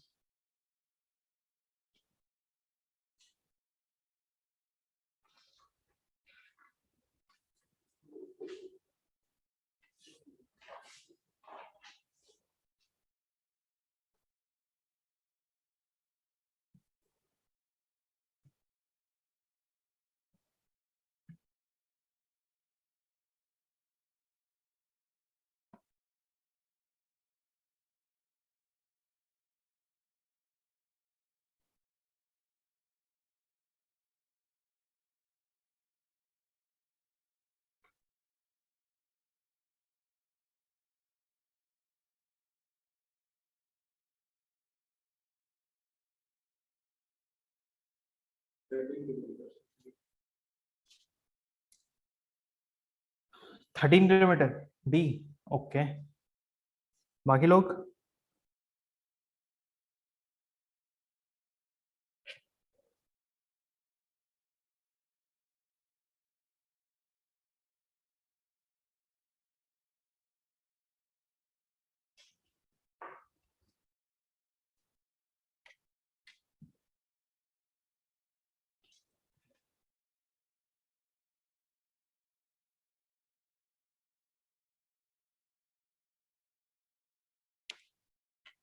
चलो इस क्वेश्चन हम देखेंगे कैसे हो रहे हैं 13, ठीक है चलिए। ओके, ये क्वेश्चन स्टार्ट करने से पहले ना हम थोड़ा सा एक बेसिक आइडिया ले लेते हैं डायरेक्शन के बारे में, ठीक है, फिर उसके बाद करना स्टार्ट। आई थिंक वैसे हो भी जाएगा बिना इसके, बट एक सिंपल सा चीज, जो डायरेक्शन होता है, ठीक है, मैं बता दे रहा हूँ, बस मुझे पता है कि ये चीजें पता ही है तुम्हें। इस साइड होती है ईस्ट, इस साइड होता है वेस्ट, इस साइड होता है नॉर्थ, इस साइड होता है साउथ। तुमने इतने बार इंडिया का मैप बनाया हुआ ज्योग्राफी के लेक्चर में कि ये सब पता ही है ऑलरेडी, ठीक है। इसके बाद उसी तरीके से यहाँ पे ये क्या हो जाएगी हमारी नॉर्थ ईस्ट, है ना। हमने पढ़ा है ना, नॉर्थ ईस्ट ट्रेड विंड्स ये रहती है, फिर सीजनल रिवर्सल ऑफ विंड आता है तो क्या होता है, साउथ वेस्ट मानसून आता है ना।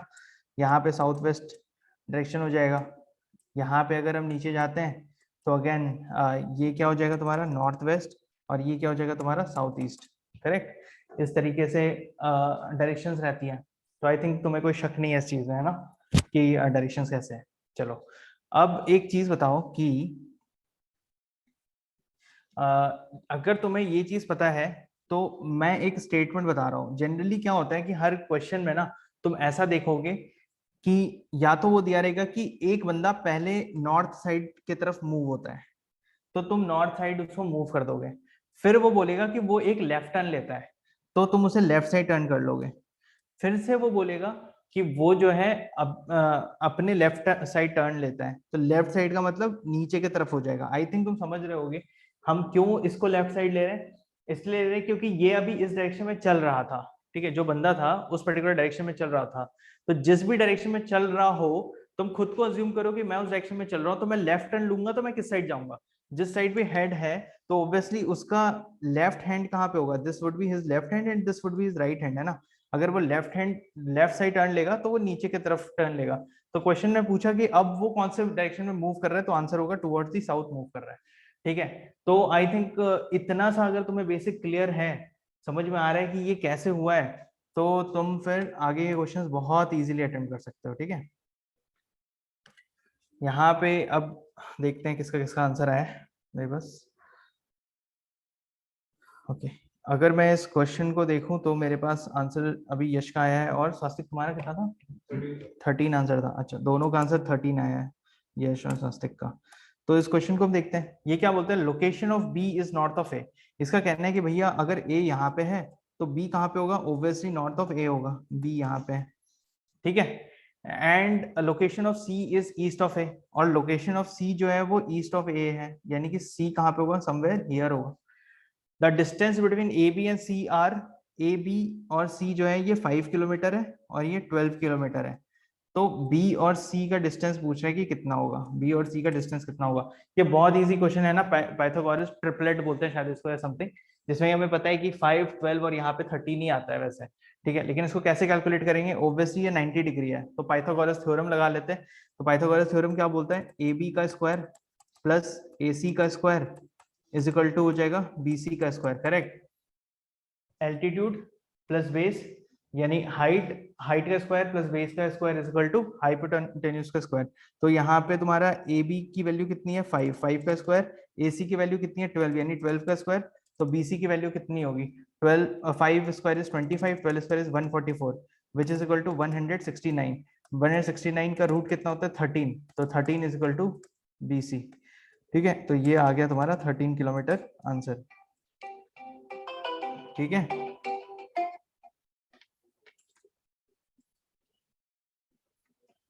यस, हाँ गुड मॉर्निंग, हाँ yes good morning.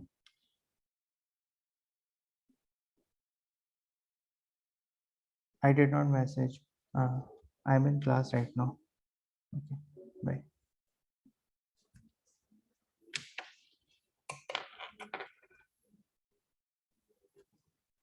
Okay. So 5, 12 and 13. So 13 will be the answer. Okay. Next question. इसका आंसर, इसका क्वेश्चन कहाँ गया, क्या आंसर है, सी। ओके, चलो फिर बाकी लोग take one more, I mean 2 minutes of time and do it. I think this is easy question, ठीक है। 2-3 मिनट का टाइम लो, फटाफट कर लो इसको। यश का आंसर, यश का अभी नहीं आया, ठीक है। पिछले क्वेश्चन आंसर ये क्या बोलता है, शायद and running start from the same point in opposite direction. अच्छा, अपोजिट डायरेक्शन शायद एंड रॉनिंग।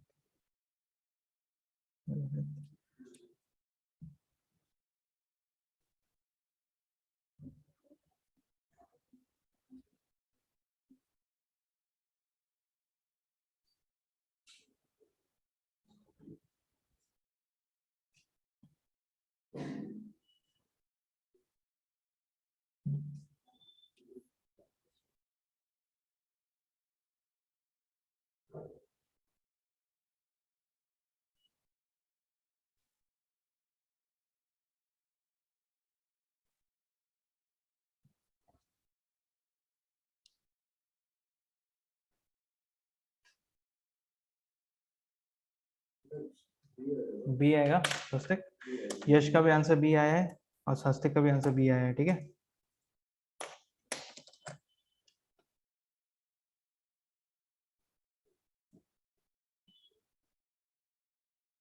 इजी क्वेश्चन है, बस जो बोला गया है उसे पेपर पे रिप्रेजेंट करो, ठीक है।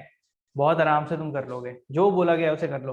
Direction, sense of direction is like very very easy topic. This is, मैं तो ये बोलूंगा मोस्ट इजी टॉपिक है सी सेट का। इसके क्वेश्चन तो छोड़ना पाप है, मतलब एक टाइप से, ऐसे सोच लो।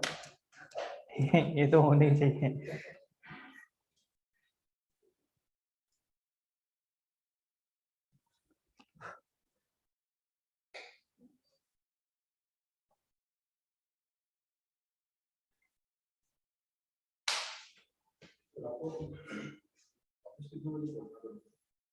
मेरी 11 बजे की मीटिंग रहती है, उसके पहले मैं पहुंच जाता हूँ, बस 11 बजे ही डॉट पहुंचता हूँ मैं। हाँ तो हाँ, मेहान में है, तो मेहान तो दूर ही हो गया ना।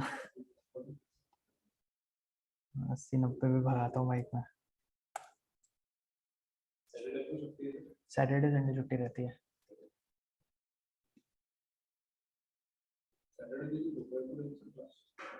सैटरडे के दोपहर में ले सकते हैं, ऐसा कुछ नहीं है।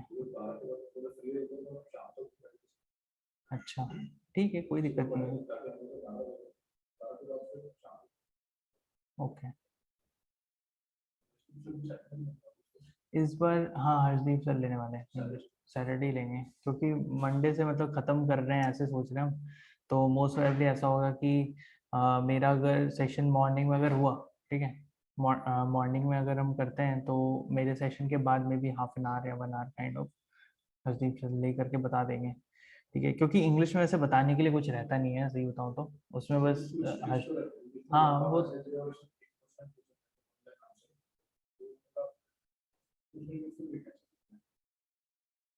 देखो अभी सर, इसके बारे में तो सर डिस्कस करने वाले हैं।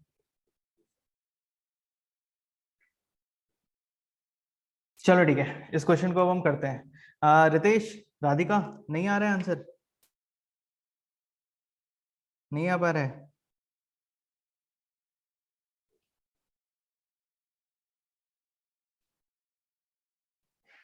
नो ठीक है, कोई बात नहीं है, देखो एकदम आराम से देखना, कोई दिक्कत नहीं है, ठीक है। देखो सबसे पहले ये क्या बोल रहे हैं कि शाहिद और रोहित ये दोनों सेम पॉइंट पे खड़े हैं अपोजिट डायरेक्शन में। मान लो कि यहाँ पे खड़े हैं और एक दूसरे के अपोजिट फेस करके खड़े हैं, है ना। एक इस तरफ चेहरा करके खड़ा है और एक इस तरफ चेहरा, एक इस तरफ चेहरा करके खड़ा है, एक इस तरफ चेहरा करके खड़ा है। सपोज कर लो कि भाई शाहिद एंड रोहित है, और मैं यहाँ पे शाहिद ले लेता हूँ और यहाँ पे रोहित, एस ले लेता हूँ ना, एस और आर, ठीक है। ये शाहिद है और ये रोहित है। अब ये क्या बोल रहे हैं कि अपोजिट डायरेक्शन में खड़े हैं। After each 1 kilometre Shahid always takes left turn. अच्छा, यानी कि शाहिद पहले इस पॉइंट से शाहिद से स्टार्ट करेगा और रोहित इस पॉइंट से स्टार्ट करेगा, दोनों अपोजिट में खड़े हैं, तो ऐसे ऐसे ही शुरू करेंगे। तो ये 1 किलोमीटर चलेगा। थोड़ा सा इसको बड़ा कर देते हैं, नहीं तो बहुत छोटा छोटा दिखेगा, ठीक है। मान लो कि ये 1 किलोमीटर चला, ठीक है। ये है अपना शाहिद और ये है अपना रोहित, ठीक है। रोहित भी 1 किलोमीटर चला। फिर वो जब 1 किलोमीटर चल के यहाँ तक पहुंचे ना, तो क्या बोलता है कि जो शाहिद है वो हमेशा लेफ्ट टर्न लेता है, तो शाहिद लेफ्ट टर्न लेगा। लेफ्ट मतलब ये वाला हो जाएगा ना, क्योंकि शायद इस तरफ चल रहा था, अगर शायद इस तरफ चल रहा था तो लेफ्ट का मतलब वो इस साइड टर्न हो जाएगा, करेक्ट। तो इसका मतलब ये इस साइड जा रहा था तो इस साइड टर्न हो जाएगा, समझ गए। और क्या बोलते हैं कि रोहित ऑलवेज टर्न्स राइट, और रोहित हमेशा अपने राइट साइड टर्न होता है, यानी रोहित इस साइड टर्न होगा 1 किलोमीटर के बाद। फिर ये लोग कितना किलोमीटर चलेंगे, 1 किलोमीटर। फिर 1 किलोमीटर चलने के बाद फिर से शाहिद क्या है, लेफ्ट टर्न होगा। अगर शाहिद अभी यहाँ पे मान लो कि ये सीधा जा रहा है ऐसे, तो लेफ्ट टर्न होगा तो वो इस साइड टर्न हो जाएगा, करेक्ट। सीधा जा रहा है तो इस साइड टर्न हो जाएगा, ये लेफ्ट साइड है उसके लेफ्ट हैंड की तरफ, तो लेफ्ट साइड कौन सा साइड होगा, ये वाला साइड होगा। शाहिद इस तरफ आ जाएगा, शाहिद का लेफ्ट हैंड है, तुम्हारा लेफ्ट हैंड नहीं है, तुम समझ रहे हो। वो खुद का लेफ्ट हैंड लेगा, तुम्हारा लेफ्ट हैंड नहीं लेगा कि तुम अपने हाथ के हिसाब से मत करो। शाहिद का लेफ्ट हैंड, शाहिद अगर ऐसे जा रहा है तो वो लेफ्ट हैंड ले रहा है, ठीक है। तो ये 1 किलोमीटर इस साइड चलेगा, और उसी तरह रोहित जो है वो भी 1 किलोमीटर इस डायरेक्शन में चलेगा।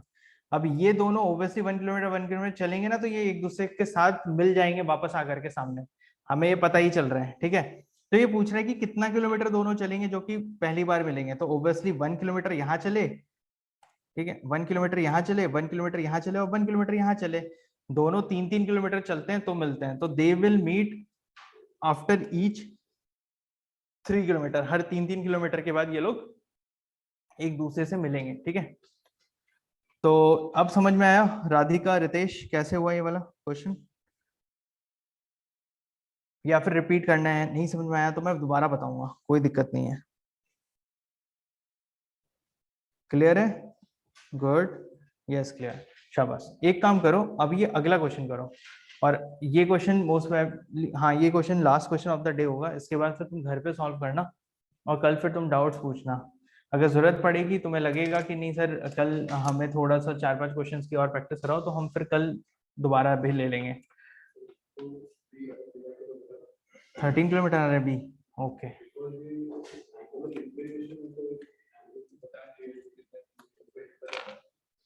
एक मिनट मेरे को क्वेश्चन पढ़ने दो सर से, कहा क्वेश्चन भी नहीं देखा है अब।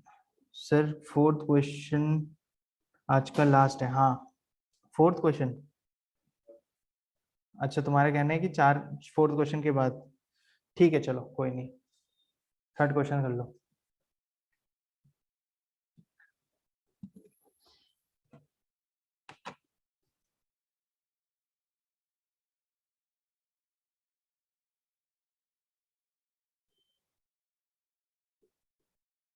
From the point O on the ground in the direction of northeast, अच्छा, okay,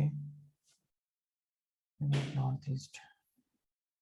He reaches a point A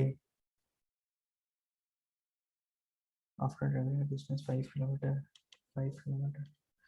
Then from the point A to the point B in the direction of northwest.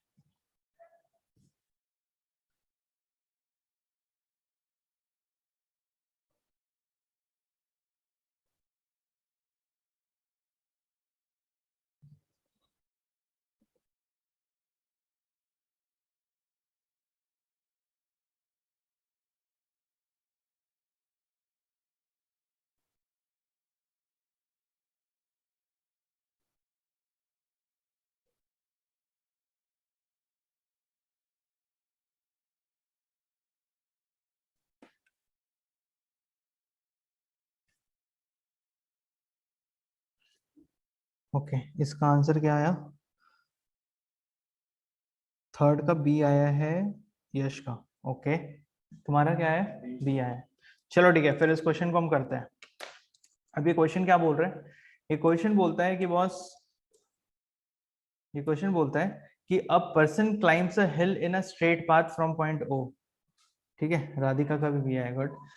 एक person है, ये point ओ है, यहां से वो एक हिल पे चढ़ता है, और वो एक पॉइंट ए तक पहुंचता है, ठीक है। और ये कौन सा डायरेक्शन में जा रहा है, यहाँ पे दिया हुआ है नॉर्थ ईस्ट में, ठीक है, direction of north east and reaches a point A, तो यहाँ से ये ए तक पहुंचता है। अरे यार, ठीक है, यहाँ से ये ए तक पहुंचता है, ये नॉर्थ ईस्ट डायरेक्शन है, हमें दिख रहा है नॉर्थ ईस्ट ये वाला डायरेक्शन ही रहता है, करेक्ट। ऐसे जा रहा है, ए तक पहुंचता है, और कितना किलोमीटर चल रहा है ये, आफ्टर ट्रेवलिंग 5 किलोमीटर। 5 किलोमीटर चला है। Then from the point A he moves to point B, A से बी की तरफ जाता है in the direction of north west. North west, अब ये ओरिजिन है, ये ओरिजिन है, यहां से नॉर्थ ये डायरेक्शन होगा, साउथ नीचे होगा, नॉर्थ ईस्ट ये होगा, नॉर्थ वेस्ट ये होगा, करेक्ट। तो ये जाएगा नॉर्थ वेस्ट की तरफ, इस तरफ, this is the north west direction. और कितना किलोमीटर, 12 किलोमीटर। अब पूछ रहा है कि भाई इसका और इसका डिस्टेंस बताओ, है ना, कि how far is he from point O, ये पॉइंट बी है। तो ऑब्वियस यहाँ पे हमें दिख रहा है कि नॉर्थ ईस्ट और नॉर्थ वेस्ट एक दूसरे से 90 डिग्री के एंगल पे हैं, same Pythagoras theorem. 5, 12 and 13 kilometre will be the answer. हमने अभी पिछले क्वेश्चन में भी सेम ही नंबर्स के साथ कैलकुलेट किया था। और मैं तुम्हें बताया हूँ कि पाइथागोरस ट्रिपलेट्स होते हैं कुछ, वो याद कर लो, ये इजी रहते हैं जनरली। ज्यादातर क्वेश्चन में ये 5, 12 और 13 वाले ही नंबर्स में आता है, ठीक है। तो इसका आंसर भी फटाफट हो जाएगा, इतना सॉल्व करने की जरूरत नहीं पड़ेगी। रितेश क्लियर है क्या, ये क्वेश्चन कैसे हुआ?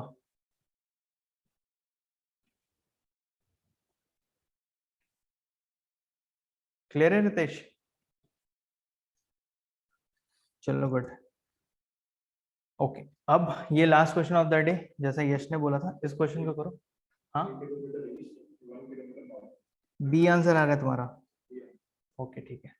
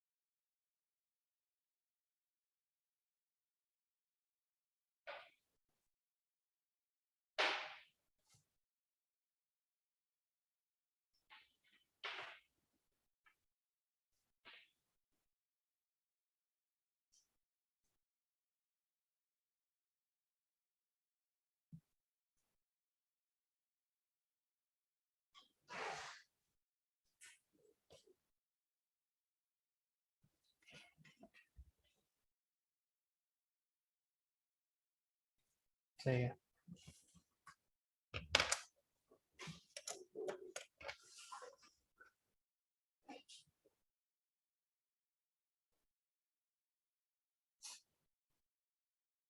यश क्या आंसर आएगा इसका? स्वास्तिक, सॉरी स्वास्तिक का तो आंसर आ गया है। रितेश, राधिका, इस क्वेश्चन के करो, कुछ नहीं है, बहुत सिंपल है। और ये एक हिंट बताता हूँ, स्टार्टिंग है जितना है ना पूरा, एक तो बहुत ही फर्जीवाड़ा चीज है, कुछ भी लिखी है ऊपर में, ठीक है, ये इंटरसेक्शन इधर उधर, ठीक है, ये बेसिकली उन चीजों, अगर तुमने उस चीज को इग्नोर भी किया तो भी आंसर आएगा तुम्हारा इस क्वेश्चन में। लेकिन वो क्या बोल रहा है वो भी हम समझ लेंगे कि वो इंटरसेक्शन वगैरह से क्या बता रहा है।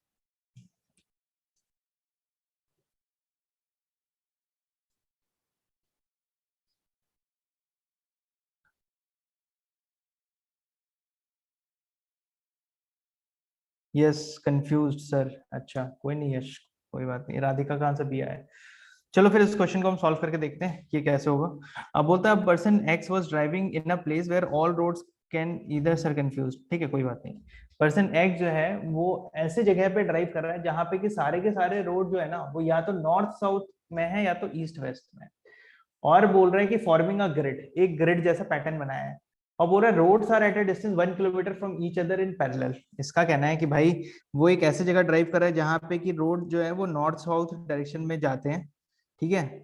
और रोड्स पैरेलल कितने कितने किलोमीटर से, 1 किलोमीटर फ्रॉम ईच अदर, है ना, पैरेलल। तो नॉर्थ साउथ एक रोड, नॉर्थ साउथ दूसरा रोड, नॉर्थ साउथ तीसरा रोड, ऐसे ऐसे करके बहुत सारे रोड्स हैं जो कि 1 1 किलोमीटर के डिस्टेंस पे हैं और पैरेलल जा रहे हैं। उसी तरीके से ईस्ट वेस्ट जाने वाले भी रोड है जो कि पैरेलल है और 1 1 किलोमीटर के डिस्टेंस पे इस तरीके से जा रहे हैं। तो उसका कहना है कि भैया ये जो रोड है ना जिसपे ये चल रहा है वो ऐसा बहुत ही मैशी, इस टाइप का मैश बना हुआ है उसमें, ठीक है, एक ग्रिड फॉर्म बना हुआ है, इस टाइप से बने हुए हैं। तो अब इसका ये कहना है, हमने अगर ये डायग्राम बनाया तो हम देखते हैं इस डायग्राम का यूज करके हम इस क्वेश्चन को करने का कैसे कर सकते हैं। तो ये क्या बोलता है कि he started at the intersection of the two road. वो क्या करता है कि वो दो रोड के इंटरसेक्शन से स्टार्ट करता है। सपोज ये यहाँ से स्टार्ट किया, इन दो रोड के इंटरसेक्शन जहाँ पे कि नॉर्थ साउथ और ईस्ट वेस्ट वाला रोड मिल रहा है, यहाँ से स्टार्ट करता है और बोलता है ही स्टार्टेड, हाँ, drove 3 kilometre north. 3 kilometre north का मतलब, थोड़ा सा इस लाइन को और एक्सटेंड करना पड़ जाएगा मेरे को, यहाँ पे एक लाइन बना देता हूँ, ठीक है। 3 किलोमीटर नॉर्थ का मतलब 1 किलोमीटर यहाँ पे गया होगा, क्योंकि भाई ये पैरेलल है ना सब, तो 1 किलोमीटर यहाँ पे, 2 किलोमीटर और 3 किलोमीटर। 3 किलोमीटर ये कहाँ गया, north. And 3 kilometre west, west में भी कितना गया, 3 किलोमीटर, यानी कि 1, 2 and 3 kilometre to the west, ठीक है। उसके बाद क्या बोलते हैं, 3 kilometre to the west and 4 kilometre to the south. अब 4 किलोमीटर नीचे आने बोल रहा है, 1 kilometre, 2 kilometre, 3 kilometre, 4 kilometre, 4 kilometre south, यहां तक पहुंच गया है। अब ये बोलता है कि भाई इसको फर्दर, अगर उसको दोबारा इसी पॉइंट पे जाना है, उसने स्टार्ट कहां से किया था, यहां से स्टार्ट किया था, करेक्ट, और यहाँ पे अभी एंड किया उसने, उसे दोबारा इस पॉइंट पे जाना है। और रोड्स क्या है, रोड्स इसने ऐसा इसलिए इतना बताया कि ग्रिड पैटर्न बना रहे हैं और रोड इस टाइप से, ताकि अगर इसको इस पॉइंट पे जाना है तो ऐसे नहीं कि वो डायरेक्ट यहाँ से या नॉर्थ ईस्ट के डायरेक्शन में चल लेगा, नहीं, ऐसे नहीं जाना उसको। वो उसने और ऑप्शंस भी वैसे देके रखे, पता है कि ऑप्शन इस ये ग्रिड वर्ड बताने की जरूरत भी नहीं थी, ऑप्शन देख के समझ में आ रहा है कि ईस्ट नॉर्थ साउथ नॉर्थ ऐसे दिया हुआ है, तो ऑब्वियसली ये जो है ये चलेगा कुछ ऐसी रोड पे, सीधा सीधे रोड पे, टेढ़ा नहीं जा सकता, ये नॉर्थ ईस्ट डायरेक्शन वगैरह ऑप्शन में ही नहीं है, ठीक है। अब इसका ये कहना है कि अगर वो सेम रूट को रिपीट नहीं करता है तो ये वापस यहाँ से यहाँ कैसे जाएगा, ठीक है, ये स्टार्टिंग पॉइंट है, ये एंडिंग पॉइंट है, ये इसको वापस स्टार्टिंग पॉइंट पे जाना है तो कैसे जाएगा, तो ऑब्वियसली वो कितना किलोमीटर चलेगा, ये भाई अब चलेगा हमारा, क्या हो गया पेन को, हाँ, ये चलेगा हमारा यहाँ पे 1 kilometre, 2 kilometre, 3 kilometre, 3 kilometre east, 3 kilometre east, अच्छा ये ए और बी में सी और डी तो एलिमिनेट हो गया, 3 किलोमीटर ईस्ट चलेगा एंड देन 1 किलोमीटर नॉर्थ चलेगा, 1 किलोमीटर नॉर्थ चलेगा, यानी कि बी आंसर आ जाएगा इसका, 3 kilometre east and 1 kilometre north. अब बताओ कि ये सब क्लियर है कि कैसे हुआ ये क्वेश्चन, रितेश, यश, क्लियर है क्या?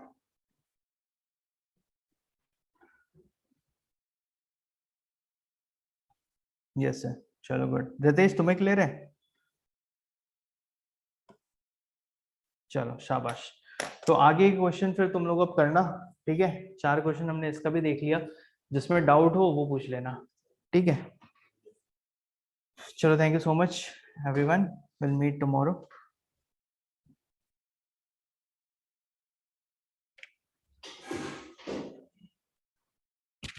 तुम्हें कुछ पूछना है दोस्त? वो फ्रॉग वाला समझ में आया था तुम्हें, तुम फ्रॉग वाला बोल रहे थे कि वो कैसे जंप मारेगा? और 29 जंप पे वो 480 डॉट 450 पर रहेगा डॉट, 450 जो सेंटीमीटर होगा वर्टिकल जंप नहीं, वो वैसे जूम नहीं करना, वो समझ लो 450 गया खत्म हो निकल गया, वो निकल गया, क्योंकि वो लास्ट एंड पॉइंट है उसका मतलब है कि उसको वैसे नहीं समझना है कि सर 450 तो वर्टिकल है, नहीं वो वर्टिकल है, जो दूसरा बंदा बोलेगा कि हॉरिजॉन्टल है, और वो एग्जैक्टली डेप्थ है। तो मैंने जब ये क्वेश्चन में डिस्कस कर रहा था तो उस समय भी बोला था, ये मत सोचना कि सर कि 1 मिलीमीटर और ऊपर होता तो हो जाता, 0.0000001 होता तो हो जाता, उसको जूम कर लेना कि सीधा बाहर निकलता, वैसे ही जूम करना। सर इसके आंसर के लिए भी सेम आंसर, अच्छा ये वो हाँ, तो वही चीज है, मतलब उसमें इस टाइप के assumption देना है कि भाई वो वेट तक पहुंच गया, इसका आंसर भी कैसा सेम थिंग जो मैं बता रहा हूँ, 29 पे बात पे बाहर लेकिन तो फिर भी चला जाएगा।